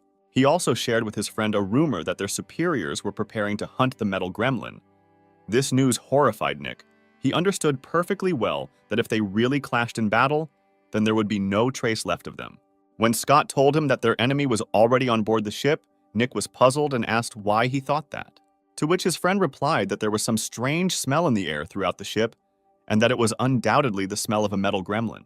Nick sighed wearily and returned to his dinner, deciding not to pay much attention to Scott's fantasies, who was always too impressionable. However, when he said that people had started disappearing since last night, a man sitting next to him joined their conversation, saying that he had also heard something similar, and that the head of the logistics department had also disappeared somewhere, and in connection with this, a new manager of the cargo bay had been appointed. Nick looked up from his food again and looked at Philip seriously and asked why, if everything was really as they said, the management wasn't doing anything. Philip replied that the management was carefully trying to hide everything that was happening in order to avoid unnecessary excitement, while Scott nodded his head vigorously, repeating that the metal gremlin was to blame for everything. Nick was already tired of listening to the ravings of these two crazy people, and without finishing his dinner, he stood up from his seat and asked with irritation what relation these disappearances of people had to the maintenance of fighters. When Scott hesitantly suggested that perhaps this was his boss's way of trying to enforce discipline, Nick silently shot him a look full of displeasure. Afterwards, he headed towards the entrance, throwing out a parting word that they shouldn't get involved in this matter. In the darkness of the landing bay, the quiet sound of working instruments could be heard. Nick found his friend, who despite the late hour was still working on his plane. When he said he was going to get something to eat and asked if Scott should grab something too, Scott, without looking up from his work, replied that he didn't need anything, instead asking Nick to grab some synthetic alcohol with him. After listening to his friend's request, Nick nodded and headed towards the exit, leaving Scott alone. He didn't look up for a minute, trying to finish everything as quickly as possible. Suddenly, he heard Nick's voice asking him to come over for a couple of minutes. Scott was momentarily confused and replied that he was a little busy at the moment and wouldn't be able to come over. Then Nick repeated his request, saying that it wouldn't take long. The man really didn't want to take a break from work, so this request irritated him. As he pulled out from under the plane, he swore that if Nick had called him over some trifle, he would not be shown mercy later. He sat down on the floor and began to look around, trying to find his friend, who was calling him so actively. When Scott didn't find him, he was puzzled as to why he had been called and why he had gone off somewhere himself. Suddenly, Nick's excited voice came from behind the open door of the maintenance room, urging Scott on. He rose to his feet and, coming closer, looked inside uncertainly. Not daring to go inside, he asked in confusion what Nick was doing there, especially without light, to which he was told that he was looking for something and needed help. The man sighed heavily and stepped inside, taking his flashlight out of his pants pocket. He walked deeper into the room and, with the help of a flashlight, tried to figure out where his friend was. Suddenly, a strong, disgusting smell of rotten fish hit his nose. Scott immediately covered his nose and mouth with his hand to somehow protect himself from this stench. Continuing on his way, he called out to Nick, asking where he was. Suddenly, he felt like he had stepped on something. Because of this, he fell to the floor with a bang. He grunted in pain and rubbed his bruised forehead. It was only at this moment that the thought occurred to him that this situation was too suspicious. He glanced towards the flashlight lying nearby, thinking that even if he used it, it would still be practically impossible to see anything in such darkness, and his friend was going to go to the dining room, but not here. Thinking about the dining room, his memory flashed back to their dinner conversation about the missing people on board and the metal gremlin. Hearing quiet footsteps behind him, he called out to Nick, asking if it was him. In response, he heard only someone's quiet laughter, which filled Scott with wild horror. But before he could even do anything, a powerful paw grabbed his face. Smiling ominously, Edward said in Nick's voice that this was his end. From behind the walls of the maintenance room, Scott's heart-rending death screams could be heard as our hero devoured him alive, enjoying the suffering of his victim. 20 minutes later, Nick returned and called out to his friend, saying that he had brought alcohol. However, he did not find Scott in his place, only his tools set aside. Confused by this, he looked under the plane, knowing full well that his friend was not one to give up halfway through. Suddenly, Nick heard Scott's voice shouting that he was in the maintenance room. He stopped at the entrance to the adjoining room and asked in bewilderment what Scott needed there. His friend told him that he needed to find something here and that help wouldn't hurt. Nick clicked his tongue in displeasure and stepped inside. Lighting his way with a flashlight, he tried to find his friend, but he became strangely quiet and suddenly stopped. A few steps away from him, he found someone else's flashlight on the floor. The man did not understand where it could have come from and, squatting down, reached for it. At that very moment, he felt some liquid drip onto his neck. Nick put his hand behind his head and touched his neck to check what it was. However, when he looked at his bloody palm, his eyes widened in horror. The man pointed the flashlight upward and froze in shock. A bloody Scott looked at him lifelessly from the shelf. Holding the severed head of his first victim, Edgar, in Scott's voice, said that he was here. Nick couldn't bring himself to move because of such a terrible picture. The last thing he thought about in the moment before he died was that Scott had been right. The enemy was already here. As he devoured the second man's body, Edgar thought contentedly that he simply had a talent for fishing. He simply loved his new ability, imitation. It made his work much easier and allowed him to remain in the shadows until the very end, without giving himself away in any way. In the cargo hold, among the creatures that Bill kept in that container, Edgar also discovered red worm larvae. These are giant earthworms that live mostly on desert planets. They had the ability to imitate the sounds made by other living creatures. Some believe that these worms had evolved to become more effective at hunting other creatures in harsh environments. Having eaten them, our hero also acquired this ability, but it was significantly inferior to its original. Setting some restrictions, he could only imitate the voice of his last victim. He lifted Nick's head towards him and opened his mouth, deciding that even so, this skill had helped him a lot. He devoured both of his victims, leaving only pools of red blood behind him. After Edgar came out of there and licking the blood from his paws, our hero decided that tomorrow he would have dinner with Peter from the catering establishment. Finding a ventilation hole near one of the walls, he quickly unscrewed the bolts on the grate, after which he climbed inside, thinking that he would need to visit Ray because he had not visited her for quite a long time. So before returning to the nest, he decided to go to the laboratory. Suddenly, a familiar thin voice sounded in his head. Edgar touched his neck in bewilderment. He could never even imagine that he would be able to communicate with creatures that speak through waves, using this extrasensory organ. Straining, he tried to greet Ray. She heard him and said that she was still hungry today and really wanted to eat. Edgar was pleasantly surprised to notice that her vocabulary had increased significantly since their last meeting, and assumed that the psionium had some effect that he was not aware of. As he moved on, our hero apologized to Ray, saying that it would be quite problematic to get food today. When the amoeba asked what the difficulty was, Edgar replied that people could catch him. It hurt him to hear his friend's sad voice, but he could no longer use the old passage. After the head of the research team's body disappeared, the head of security increased the lab security to the maximum, and now even the ventilation ducts were at risk of detection. It is for this reason that he has not been able to bring Ray bars for several days now. All he was capable of doing in the current situation was talking to her. After talking with her for a few more minutes, Edgar said goodbye, saying that he had to go now. He crawled further, hoping that he would soon come up with a way to get into the laboratory. Our hero understood that he would be able to free Ray only after he evolved, but the problem was that it was quite difficult to do this quickly. Typically, the user in the game had to kill at least 10 representatives of 2 intelligent races and obtain gene essences from them. This was the only way to move to a new stage of evolution.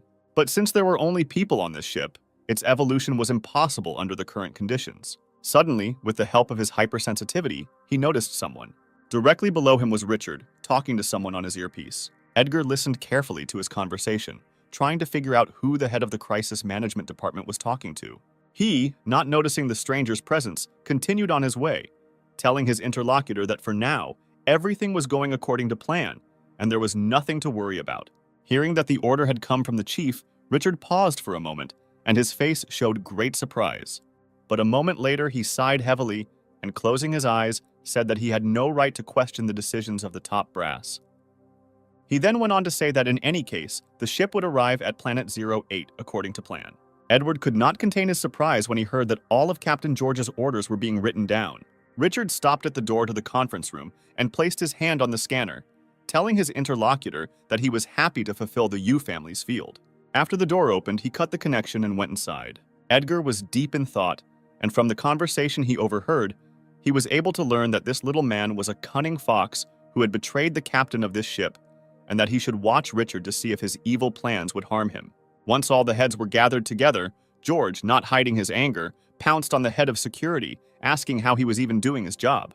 Pavel just lowered his head in shame, dropping more apologies. This infuriated the captain even more, and he furiously shouted that all this time he had only heard empty apologies, and their meeting with the pirates was in only 2 days, and they still hadn't figured out anything at all. The head of the security department bowed and said hesitantly that they had increased the number of surveillance cameras and security. But George was no longer listening to him, turning in the other direction. He called out to the head of the navigation department, asking how many people were already missing. He replied that, including the former head of the logistics department, there were 8 people. Edgar, as usual, watched from above as the ship's leader raged in despair. Holding back the giggles that were bursting out, he was even ready to sympathize with this man, because they had no way of knowing that the enemy was constantly near them. Having cursed everyone present, George sank down into his chair, exhausted, and closed his eyes wearily. Suddenly, Richard said that he had also checked everything and had come to the conclusion that the head of security had done everything he could and that he should not be blamed. George looked at him with a look full of irritation and asked why Richard was protecting him when the criminal was still freely roaming their ship. In response, Richard said with emphasis that the captain should calm down and listen carefully to what he was about to say. After that, he stood up from his seat and explained that by human standards, no man would be able to cover his tracks after all the crimes he had committed, even though the metal gremlin was just a rumor. But perhaps they were really attacked by someone whose existence they did not even suspect. These words of Richard made our hero tense up. Here, Michael intervened and said that all this time, there was an artificial intelligence on their ship, and if there really was some kind of foreign living creature here, it would have been discovered long ago. Richard replied in a serious tone that he had served in the army and was well acquainted with the principle of operation of AI. Afterwards, he reminded everyone that in the container that the former head of the logistics department had brought with him, all the cryo chambers were broken and emptied. Frowning, he asked where those who had been imprisoned in them all this time had gone. Pavel and Jacob tensed up. No one present had an explanation for this, of course, with the exception of our hero, watching from above. Hearing Richard's words, he realized that he had made a serious mistake. George sighed wearily and said with a skeptical expression that even if we assume that there really is a space monster running around their ship, then how will Richard explain where this very monster is wandering, since no one has seen it? The head of the crisis management department stood up from his seat and pointed somewhere, saying that there was one more place they had not inspected. Everyone followed his direction with their eyes and looked at the ventilation hole in the ceiling with bewilderment. Richard explained that the ventilation ducts were located along the perimeter of the entire ship, and their height was about a meter, which ensured fairly comfortable movement along them, considering that the metal gremlin was no more than 80 centimeters high. But despite this, it could single-handedly destroy an entire battleship. As soon as the conversation turned to this, our hero immediately crawled away, but so that he could hear the conversation from below. He thought with displeasure that he should have taken the risk and destroyed this guy earlier, while he had the chance. Meanwhile, in the conference room, everyone began to look at each other. Thinking about what to do, Richard suggested to just take this monster alive if possible and hand it over to the NS. This way they could avoid their wrath as well. He explained that if they could establish that it was the monster that ate Alex, then it would actually work when Jacob asked what they should do with the pirates then, to which, since there would still be no body by that time, they would have to fight. George thought carefully about all the information he had received. Looking at Richard, he asked how many soldiers he would need, to which he replied that out of 8 squads he would take 6 men. The captain nodded in agreement, giving his approval to check the ventilation shafts. Hearing this, our hero, with blazing rage in his eyes, turned around and walked away. There was no point in him listening to this conversation any longer. As he got rid of more screws, he reflected that his existence had been unknown for a long time, and that sooner or later he would have to face such a situation. Having climbed out of the ventilation pipe, he carefully returned the grate back. After that, he jumped down into his shelter. He understood that now he would have to make an important choice. If he left his nest, he would have nowhere else to go. The corridors were stuffed with cameras, and the ventilation shafts would also become unusable. Leaning back into the green swamp created from his own acid, Edgar weighed whether it was better to run or try to resist. The green liquid pleasantly enveloped his body, helping our hero to relax. As soon as he closed his eyes for a moment, the image of Richard appeared before him, revealing his existence to everyone. This man awakened in Edgar an unusually strong rage that he had never felt before. He was infuriated by this man's proposal to take him, amorph, alive, like some wild animal from a very ordinary planet. For our hero, this race meant a lot. Its representatives could bite the neck of their enemy. Even if all their limbs were cut off and only one head remained, Richard's words deeply hurt Edgar. A furious roar erupted from his mouth. Our hero was determined to use every possible means to show the humans the true greatness of Amorph. He placed his paws on the green surface, activating his abilities. In a couple of moments, a huge red puddle formed beneath it, from which red threads rushed to all the pipes. Using the communications allowed him to know what was happening throughout the ship at once. Thus, he learned that the ship's personnel had already begun searching the ship, starting with inspecting the compartments and ending with tracking the location and movement of enemies. If we assume that the ship cutting through space was a living being, then Edgar could equate himself to a parasite living in the brain, capable of intercepting all incoming information. The ship's captain and department heads quickly moved to the command compartment. The hero assumed that Richard would take command as the responsible person for this plan. His armed soldiers had already penetrated the ventilation pipes and began to explore them, dividing into several groups of 2 or 3 people. With all this information, Edgar had already managed to determine the main points of his plan. He decided to figure out everything else as he went along, depending on the enemy's movements and weapons. Smiling, our hero went to greet his guests. Meanwhile, all the soldiers had already taken their positions, and the leader of Team A announced that they were beginning the operation. The communications officer from the task force contacted the captain of Team B and asked for a status report. B1 reported that everyone was in position and also ready to begin the operation. In response, Ethan informed B1 that the connection was too bad and said to study everything carefully again. Richard and George watched everything closely through the cameras. Richard was completely convinced that a monster was behind Alexa's death, although he was originally supposed to eliminate her himself. His basic plan remained unchanged. Only now he needed to reduce the number of variables as much as possible and not allow anything out of the ordinary to happen before the head of the Yu family arrived here. He was determined to get rid of the monster lurking on the ship before today was over. Without taking his eyes off the monitor, the communications officer informed A1 that there was a fork ahead where they needed to turn right. At 3, he said that the connection was still very bad, so he needed to check the equipment again and move on. He replied that he would contact Ethan as soon as he completed all the work.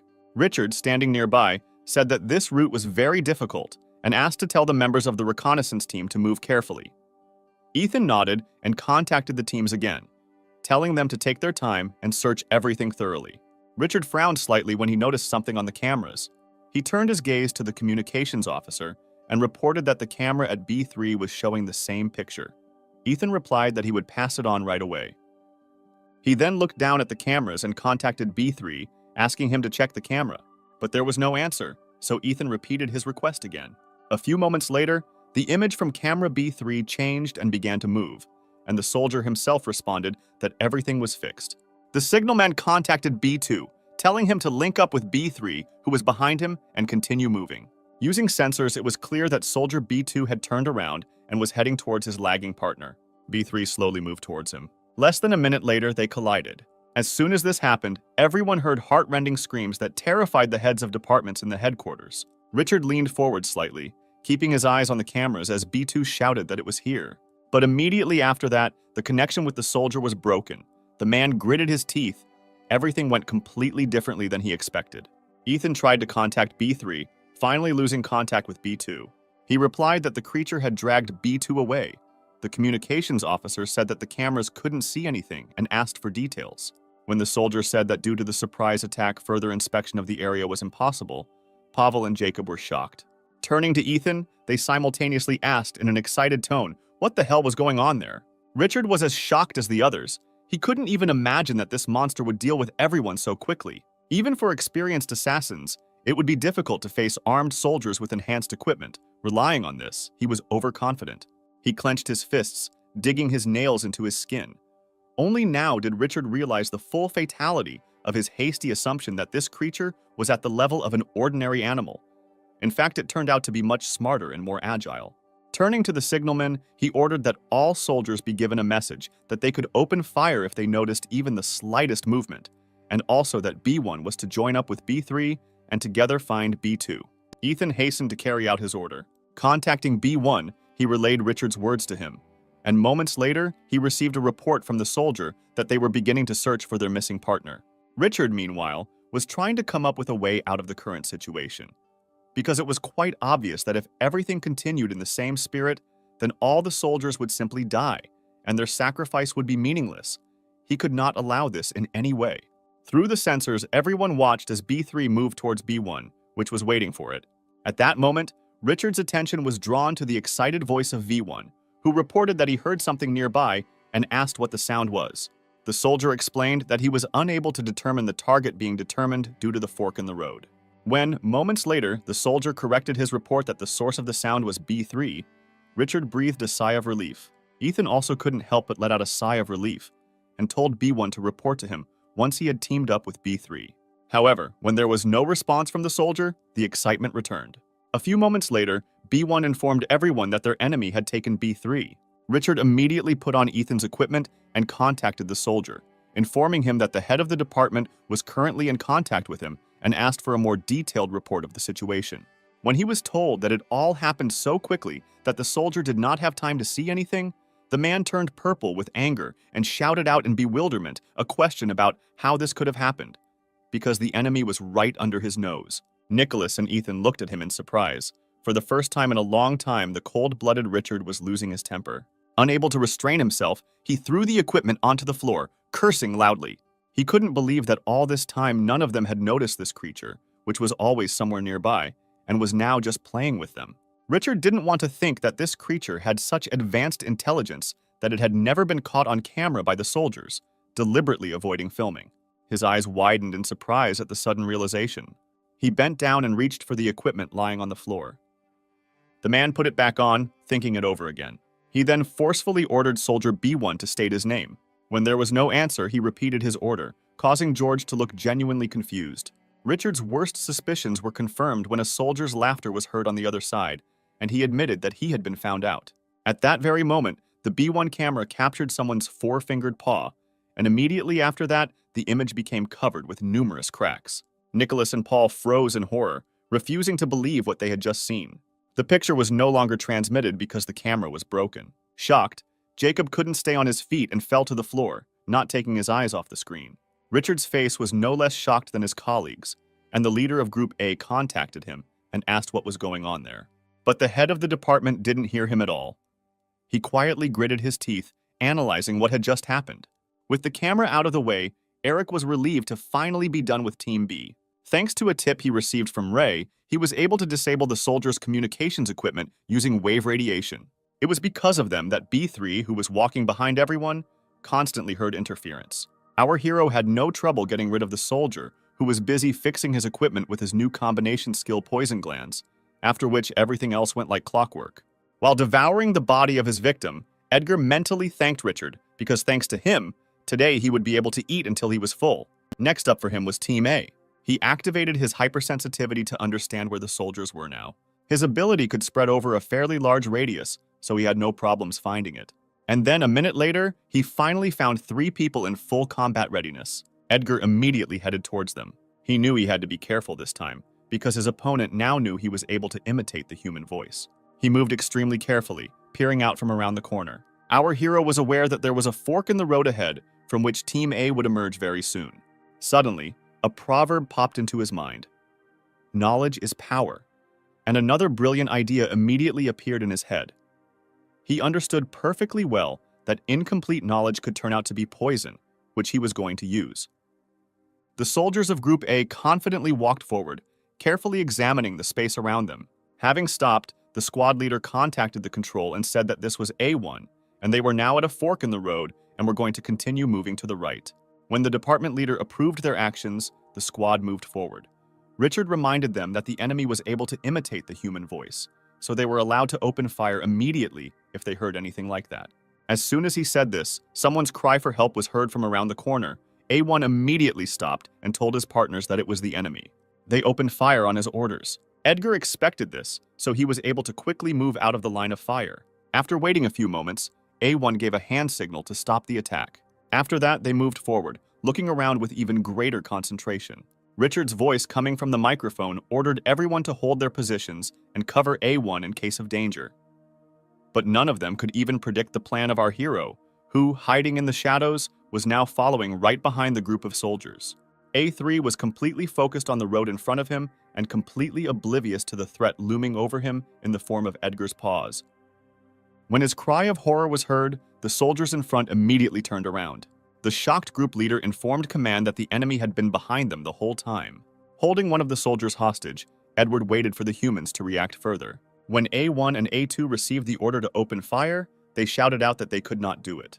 A1 explained that the enemy had taken A3 hostage and hidden behind him, so there was a high probability that they would hit a comrade instead of the monster. Richard let out a shout, ordering the squad leader to immediately open fire and finally shoot at the monster, who raised his weapon, aiming. The soldiers opened fire simultaneously, following the orders of their superiors. Edgar threw aside the now useless body of his victim and began to run. The bullets flew past him at a tangent, hitting him every now and then. As soon as he came across a fork in the road, our hero immediately disappeared around the bend. He left behind acidic drops that burned through the surface of the tunnels. As soon as the enemy disappeared, the soldiers stopped pursuing him and returned to their comrade. A1 informed his superiors that A3 was in shock and urgently needed an injection. While administering the drug to his comrade, the group leader reported every action to Richard. A few moments later, A3 let out a sigh of relief and lost consciousness. Having reported this, A1 announced that they were now going to continue the mission. By chance, his gaze caught on something that caught his attention. He pointed out to his partner a green acid stain on the floor and suggested that the monster was injured. He trembled slightly with horror. He was even afraid to remember the terrible monster they had encountered a couple of minutes ago. As the team leader, Thomas walked ahead and carefully peered around the corner, trying to locate the enemy. With the help of the acidic trails left by the monsters, this was not particularly difficult, and they moved along the trail left behind, keeping their weapons at the ready. Contacting his superiors, Thomas requested permission to introduce an amplifier for more effective suppression. Richard didn't answer right away, But when the soldier finally received his approval, he immediately touched the display on his suit, performing all the necessary manipulations. The drug he administered worked immediately. Hellish pain pierced his entire body. Unable to withstand the load, he fell to his knees, leaning his palms on the floor. In an attempt to contain the pain, he clenched his fists, leaving deep indentations on the floor. Watching his leader suffer, Douglas said he would kill this monster no matter what it cost him. By this time, Thomas had already managed to come to his senses, and rising to his feet again, said that he would do this only after him. As soon as they took a couple of steps forward, they saw in front of them a fairly wide hole in the floor, eaten away by acid. Thomas came closer and looked inside. After contacting his superiors, he reported that they had discovered a hole in the ventilation duct, after which he added that the monster could have descended through it into the corridor. When Richard asked to be told the exact location where it happened, Thomas replied that it was the 6th sector near the utility zone. None of them suspected that they had once again fallen into our hero's trap. Edgar jumped down, drawing attention to himself.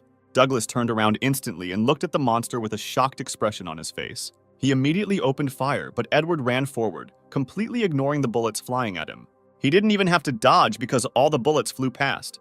This greatly surprised the soldier, and he did not stop shooting.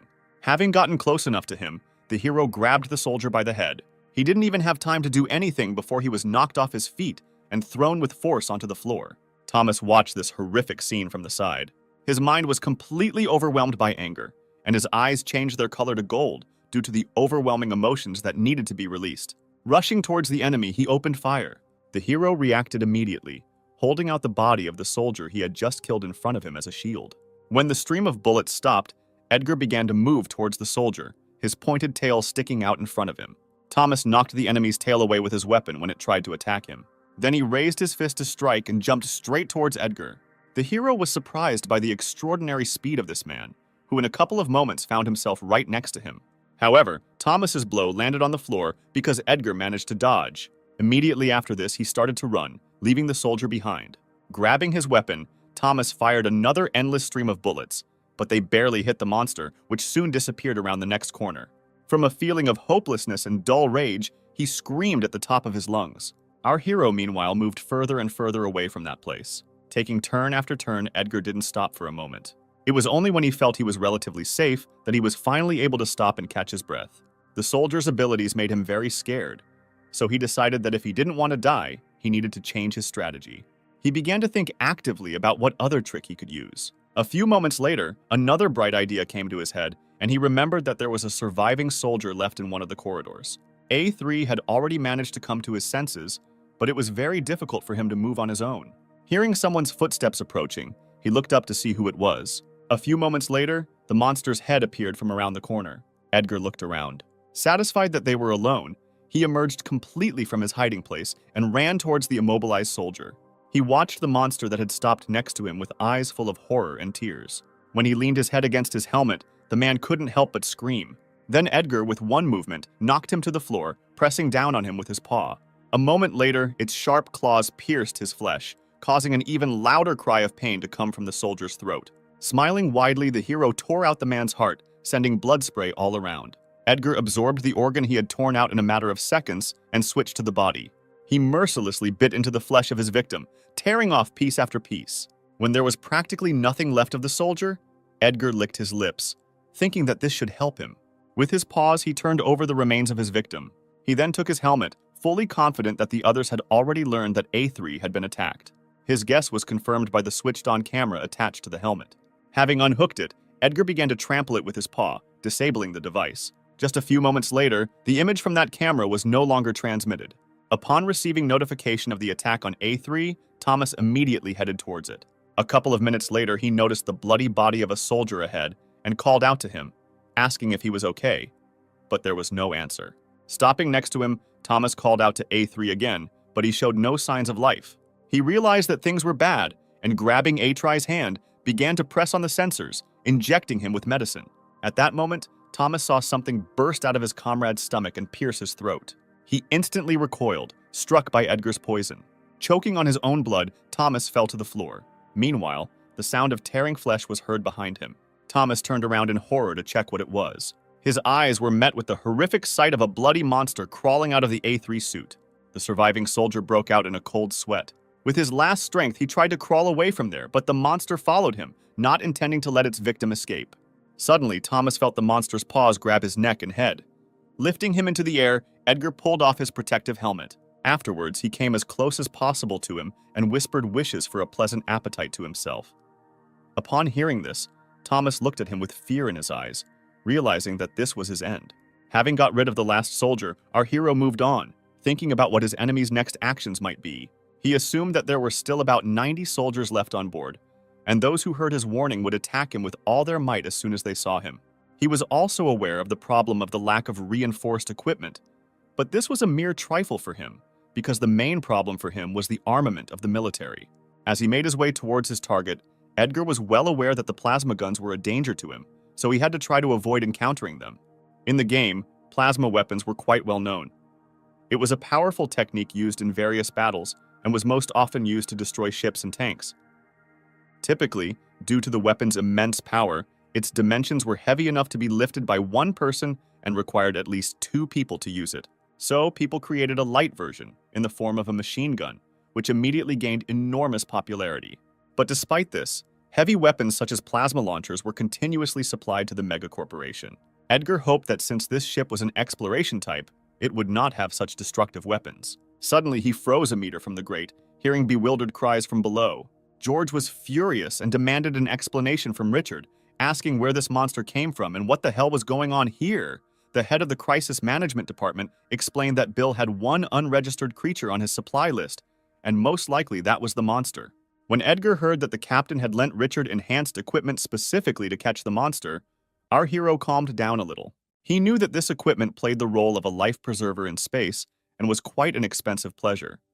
The thought that the desire to cut costs would only lead to a shortening of their own lives brought a satisfied smile to Edgar. Meanwhile, Richard responded to the captain's earlier attack by saying that if they had had good equipment, they would not have had to endure failures, which irritated George even more. Completely ignoring the captain's face, distorted with displeasure, he continued saying that in addition to this, he had information that their enemy was an incredibly dangerous creature with high intelligence and was capable of imitating someone else's speech. The words he said shocked George. Without taking his eyes off the ship's captain, Richard said that gathering information on the battlefield was of paramount importance and that they should now reconsider their actions based on the information received. George had no choice but to admit that he was right and agree to adjust the plan. Jacob and Pavel understood exactly what was going on and rushed to intervene before something irreparable happened, shouting that they couldn't do it because this weapon was designed to fight pirates, and after using it, there would be practically nothing left of their ship. They would all simply die, finding themselves in open space. Edgar crawled closer, listening to the conversation with interest. Thanks to the convenient location of the ventilation hole, he could see everyone present and determine his next victim. His choice fell on the director of the laboratory, who exhausts Ray day after day. He raised his paw over the bars, deciding that there was no point in delaying any further. The next moment, under the pressure of our hero, the grate flew off to the side with a crash. The sound caught Richard's attention, who immediately turned around to check what it was. Edgar, who had flown out of the ventilation, immediately attacked the laboratory director and began to bite into his head, not paying attention to his heartbreaking screams. The department heads who were nearby, having become involuntary witnesses to such a cruel scene, recoiled in fear, not taking their eyes off the enemy. When Edgar was finished with his victim, he chose the next one and pounced on it. Loudly, screaming in horror that there was a monster here, Jacob rushed away. Ethan did not hesitate and immediately decided to report what was happening here to all the other crew members. But before he could say a few words, Edgar's sharp tail pierced his throat, making it impossible for him to say anything. As he pulled the tail out of its body, red blood gushed out of its punctured throat. Suddenly, our hero felt a piercing pain. Turning around, he saw that they were shooting at him. At that moment, images of his possible terrible future burst into his head. His eyes widened in fear as he realized that his fears about the plasma cannon had been confirmed after all. Edgar turned his gaze to Richard standing in front of him. Now he knew that this man had with him that very colossally expensive but light and deadly weapon. If you attack him in the head or chest, then the instant death of the enemy will be guaranteed for sure. Richard himself also kept his eyes on him, holding an ordinary gun at the ready. Suddenly his eyebrows drew together, frowning. He threw his weapon aside, saying with displeasure that since the monster had noticed, there was no point in continuing this circus, after which he reached for something in his inner cloak pocket. Under the puzzled looks of Jacob and George, he took out a plasma gun from there. At the sight of her, our hero slowly backed away. Richard chuckled and said that although he didn't know what Edgar was, he had a wild feeling of déjà vu. His smile grew wider, and his eyes grew wilder as he said that this was the second time he had encountered a monster that could use multiple abilities, just like his mistress, Maria Yu. Having said this, he fired the cannon. Our hero managed to dodge the deadly attack at the last moment, and the laser charge simply shattered on the stone slab. But Richard didn't stop there. He continued firing the cannon at the monster, hoping to hit it. Using his instincts, Edgar successfully avoided each of the attacks, moving towards the shelter he had noticed earlier. As soon as he disappeared behind one of the tables, Richard stopped the attack and said that during this time, they had already managed to go through a whole host of options of who their enemy really was. Edgar didn't listen to him at all. Finding himself safe, he was breathing heavily, realizing that he was on the verge of death. But panic quickly gave way to a smile at the thought that in any game, there are always risks, and the only possible winner every time was he, Amorph. So no matter what happened next, our hero was completely confident in his victory this time too. Usually in his past world, everyone depicted predators like bears, lions, and wolves as symbols of terrifying violence. But in reality, everything was completely different. Edgar considered the real predator to be the one who rationally assessed his strength and avoided a fight if it was beyond his strength. Playing as Amorph, he firmly learned that cowardly caution was the main distinguishing feature of a predator, because no matter how strong the characteristics were, everything would be useless if you were not careful. When Richard fired again, Edgar barely had time to duck. Activating his hypersensitivity, he noted that his opponent was indeed good. The hero analyzed Richard's indicators, assessing his current condition. A few moments later, he could already say with certainty that this man smelled exactly like him, an experienced predator. Avoiding further attacks, Edgar jumped behind another table, hiding there. But this shelter did not serve him for long, because the next moment, another laser beam flew past him, burning through the metal. George couldn't stand to watch Richard fire indiscriminately, destroying everything around him, and shouted that he shouldn't forget that they were now in the central hub of their ship. He glanced in his direction and said with displeasure that he was already acting with the utmost caution. Having said this, he returned to the battle. Dropping to one knee, Richard fired again. Edgar managed to rush past him and, without being wounded, hide behind a new shelter. The man clicked his tongue in irritation. He was already getting pretty fed up with the monster's evasiveness. Carefully peeking out from behind his cover, he looked at Richard. Thanks to the activated ability, the hero realized that it was a trick. Taking advantage of the delay, the head of the Critical Situations Management Department called for reinforcements, reporting that the monster was attacking the operational headquarters on the bridge. Only now did Edgar figure out his plan. All this time, this man was shooting at him as if he really was going to kill him. But it was just a test. He planned to stall for time to keep the captain safe. Suddenly, a predatory smile appeared on his face. While thinking about how he could finish everything before armed soldiers arrived, he accidentally noticed a fire extinguisher under the table. Taking it carefully in his hands, Edgar thought that this little thing had come in handy here. The next moment, without hesitation, he pulled the pin. Chuckling quietly, the hero aimed the hose straight at his opponent.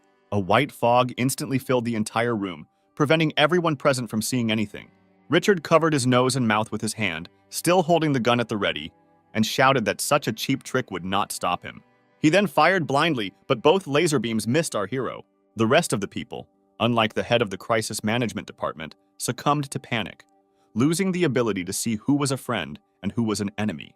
Hearing their confused and fearful voices, Richard shouted out that they had not been given weapons for decoration. When he returned to fight the monster, he realized with horror that it had disappeared again among the smoke. Edgar chuckled to himself when the man belatedly realized what was happening and ordered the captain to be taken out of here immediately. He himself had already managed to find a new victim and infect her with his poison. Not allowing him to move, Edgar opened his mouth and sank his teeth into the soft flesh, tearing off piece after piece. The marshal called out to Richard, asking where he was, and from somewhere in front, the voice of the head of the department immediately came, saying that he was here. However, when another voice came from behind him, informing him that the department head was here, Marshall was confused. Meanwhile, our hero had crept up behind the man, who shouted that they should not give in to these provocations of a monster who was simply trying to confuse them. A moment later, he suffered the same fate as the rest of Edgar's victims. Suddenly, Marshall heard the voice of the head of the navigation department, who shouted that the monster had already killed Richard. He was pulled out of his state of shock by another voice, which told him that he should not believe these tricks, because the monster was cleverly imitating other people's voices. Several voices simultaneously told Marshall completely contradictory things, driving him crazy. He turned towards one voice and then another, keeping his gun at gunpoint. When one of the voices began to shout that he could not hesitate and shoot immediately because the enemy was right in front of him. Not knowing who to believe, Marshall closed his eyes, sent everything to hell, and fired. A few moments later, a quiet curse was heard from the side. Richard miraculously managed to step aside in time, sacrificing his arm. Hissing in pain, he looked at his burned hand, assessing the damage. Feeling a presence behind him, he immediately turned around. Richard fired twice immediately, finally finding the enemy's location. Edgar didn't expect the enemy to be able to notice him, so one of the lasers managed to hit him before he dodged the attack. He turned around and ran in the opposite direction. Noticeable changes began to occur in his body. On their backs, two small appendages sprouted large wings. Opening them, he jumped up and turned in the air, rushing towards his opponent, growling furiously. He froze in shock as Edgar's speed increased significantly. Before Richard could even comprehend what had happened, his head was torn off his shoulders. His dead body fell limply to the ground. Our hero landed a few meters away from him. Leaving behind bloody traces, the hero moved on. Noticing someone's silhouette in the thick fog, the marshal pointed his weapon at him and hesitantly asked who it was. When the monster emerged from the fog, his body broke out in a cold sweat. But as soon as the monster came close to him, a loud scream came from Marshall's mouth, and a grimace of horror froze on his face.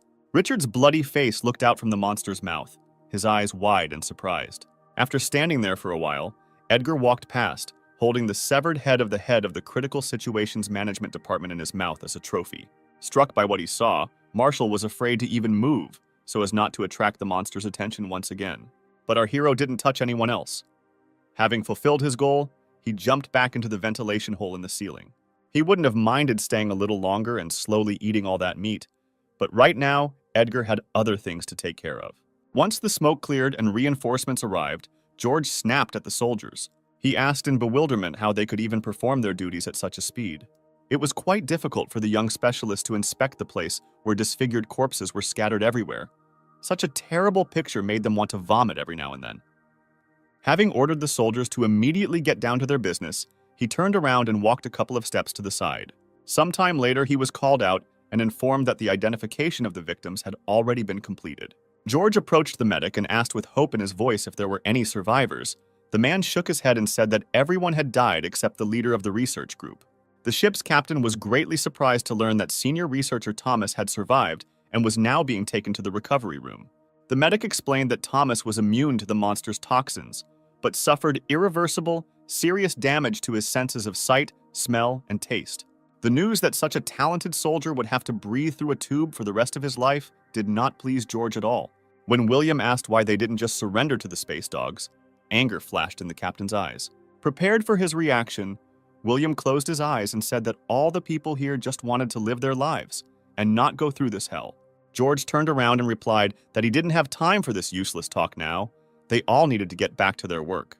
He still found it hard to believe that so many people had died in a fight with just one monster. Besides this, the head of the research, technical, medical, supply department, navigation department, and the crisis management group all died. If their ship collided with pirates now, there would simply be no survivors. Stopping, he even began to consider the idea that he should just drop everything and run away, saving his life. He was torn from these thoughts by the voice of one of the soldiers, who had discovered a strange pistol. Hearing this, he called out to the soldiers collecting the bodies and ordered them to bring the weapons to him. They immediately carried out the order and handed him the pistol they had found. George immediately recognized it as Richard's weapon, examining the laser gun. He determined that the charge was about 60%. Although it was covered with a couple of cracks, it could still be used for self-defense. Having hidden the weapon, he left the room. Meanwhile, our hero moved to his lair, where he managed to significantly worsen the condition of the pipes. He was counting on the fact that if the system reported a problem, it would take a significant amount of time to process it. Now he was planning to expand his nest. Edgar already had 3 nests in cryo chambers, so he should choose a new location. The first option that came to his mind was the canteen. Food was the most important thing for survival, so he could spoil the food and cut off his enemy's supply. The second, no less suitable place, he considered the military equipment warehouse, where all the plasma installations were stored. If people decided to resort to using it, our hero would not have a chance. The last option was the lab because it contained a large number of different genetic samples and ionium, but the problem for Edgar was that the probability of obtaining characteristics from the samples was less than 10%. Only with the help of ionium could he awaken the full power of the individual and thus prepare for a skirmish with pirates or meeting with other possible enemies.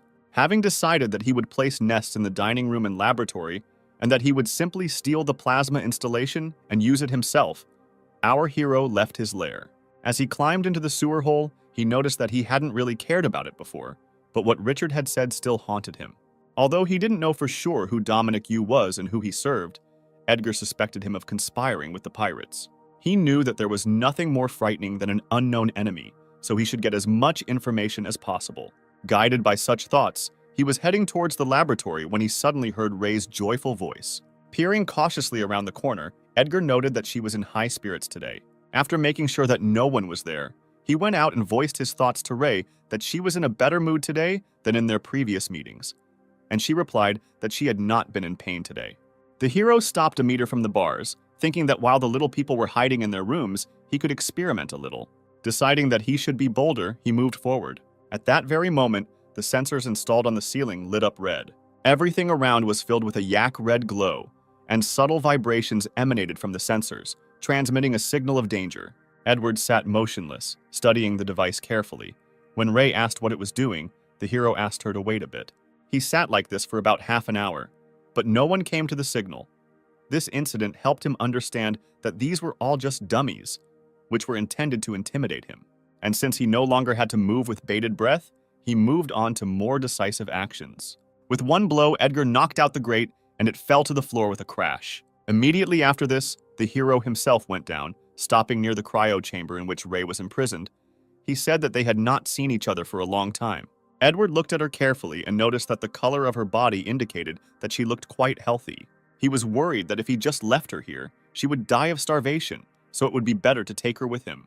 Without taking his eyes off Ray's pink body, who was cheerfully waving her paws at him, the hero thought about the fact that, thanks to its characteristics, the bubble amoeba is not picky about food and is immune to toxins, so it can be safely left in the nest or taken with you.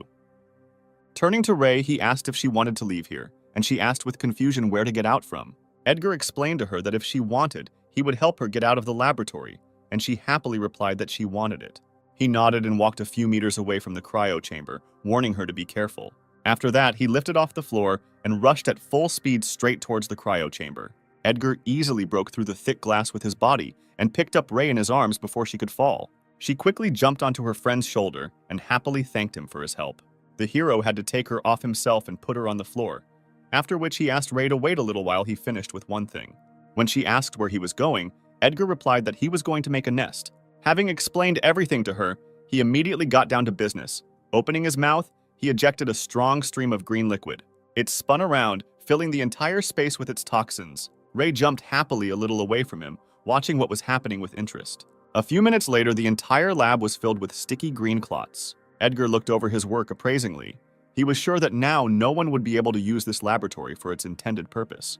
When he felt hungry, he broke the glass and grabbed someone's brain languishing there. He tried to ignore the nasty taste and focus only on the nutrients it contained. He glanced at Ray, who was quite actively absorbing someone else's brain that he had given her. As the hero was about to throw another brain into his mouth, he felt something. Edgar put his brains aside and said, "Ray, that they had guests." He determined that there were only two people at the entrance, one of whom was a soldier and the other a researcher. Throwing Ray back onto his shoulder, the hero hid behind a green wall of his toxins. A few moments later, the entrance door to the laboratory slowly opened. The men standing at the threshold were stunned with horror when they looked inside. With his weapon at the ready, the soldier entered first, looking around carefully, followed by the researcher, covering his nose with his elbow from the terrible stench in the room. The soldier tried to understand what these green roots were that had covered the entire laboratory from top to bottom. Hearing a rustling sound behind him, he immediately turned around. As soon as Edgar rushed at him, the soldier immediately opened fire. But this ordinary weapon could not cause significant damage to our hero. The soldier screamed in fear as the monster loomed over him. With one sharp movement, Edgar pierced the man's body. The poison instantly spread throughout his body, as evidenced by the rapidly swelling green veins on his face. Without bothering with it for long, Edgar simply threw it aside, removing his paw from its body. After that, he moved towards the researcher. Out of fear, he fell to the floor and crawled towards the wall, begging for help. But no one except our heroes heard his screams. Stopping near him, Edward grabbed the man by the head with his paw. He was about to kill him, but suddenly he heard Ray's voice, screaming the word pain. The hero turned his gaze to her and saw that she was actively waving her paws, literally puffing with anger. It wasn't hard for him to guess that this man was one of those who participated in the experiments on her, and now Ray is angry at the researcher for hurting her. Suddenly, an idea came to his mind. Touching his neck with his tail, Edgar injected him with his poison. After that, he lowered it back to the floor. The man looked at him with confusion as the monster brought Ray to him. She immediately understood what Edgar wanted from her and jumped from his arms, taking the form of a star right on the researcher's head. Having wrapped itself around his head, it began to actively absorb his body. Edgar watched this process from the side, taking a new vial with a brain in his hands. He was sure that the instant death that the soldier received was much better than the death of the research from the melting of the head. Deciding it was none of his business, he ripped the lid off the jar and poured someone's brain into his mouth. As soon as he absorbed this brain, a blue system window appeared in front of him. A smile played across his face as the hero realized that he had achieved his goal much faster than he could have imagined. Edgar received a message that a type of physical strength enhancement was now available to him. By this time, Ray had finished absorbing the researcher and slid off his body. When she reached him, Edgar asked her to wait a little while until he finished. After that, he pressed the select button and applied the type change. At that very moment, significant changes began to occur in his body. The muscles in his legs became significantly larger, and his torso became even longer, increasing in size. Ray watched this process with surprise. When she saw that Edgar began to grow, she beamed with joy and joyfully shouted that her friend would become even bigger. A couple of minutes later, our hero's transformation was finally complete. A joyful Ray jumped around him. Watching her, Edgar noted with surprise that she had grown up, which he told her, but she did not understand what he meant. Then he explained to her that she had become an adult. Hearing this, she joyfully jumped up and down. Edgar watched her, thinking that if she was like a liquid, then it was not entirely correct to apply that statement to her as a biologically immature individual. Shaking his head, he decided to explain this to her when Ray learned to speak normally. Suddenly, he felt as if his body had become too heavy and hard for him. He only now noticed the changes that had happened to him. In addition to his height, his hands and nails were covered with hard armor. His legs also became much thicker due to the strengthening properties. The hero called up the system window again and saw that he had 3 new skills added: Natural Healing, Saw Tentacles, and Pollution. Natural Healing combined with Vitality turns into renewable energy. After reading this, Edgar felt a little disappointed. For Amorph, he could obtain an unlimited number of types, but only one of them is not available for use, and the requirements for acquiring a new type are doubled each time. For example, if he first obtained the Super Ability Enhancement type, the number of points of the Physical Strength Enhancement type would increase from 10 to 20.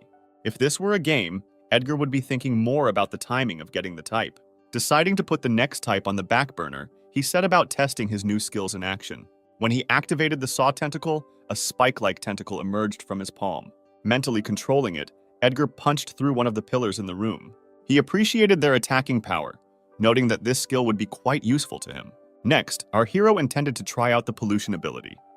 Having dropped onto his front paws, he released a stream of poisonous spores.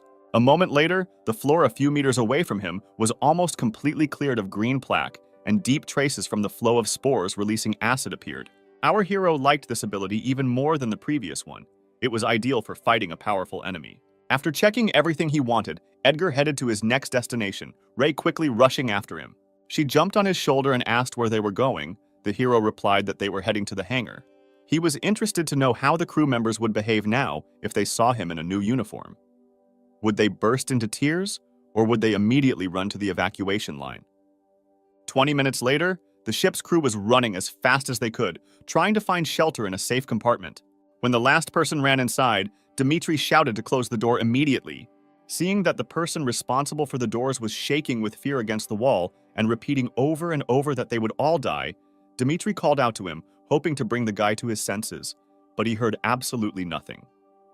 Then he had to roughly push him aside. Afterwards, Dmitri himself grabbed the lever and pulled it down.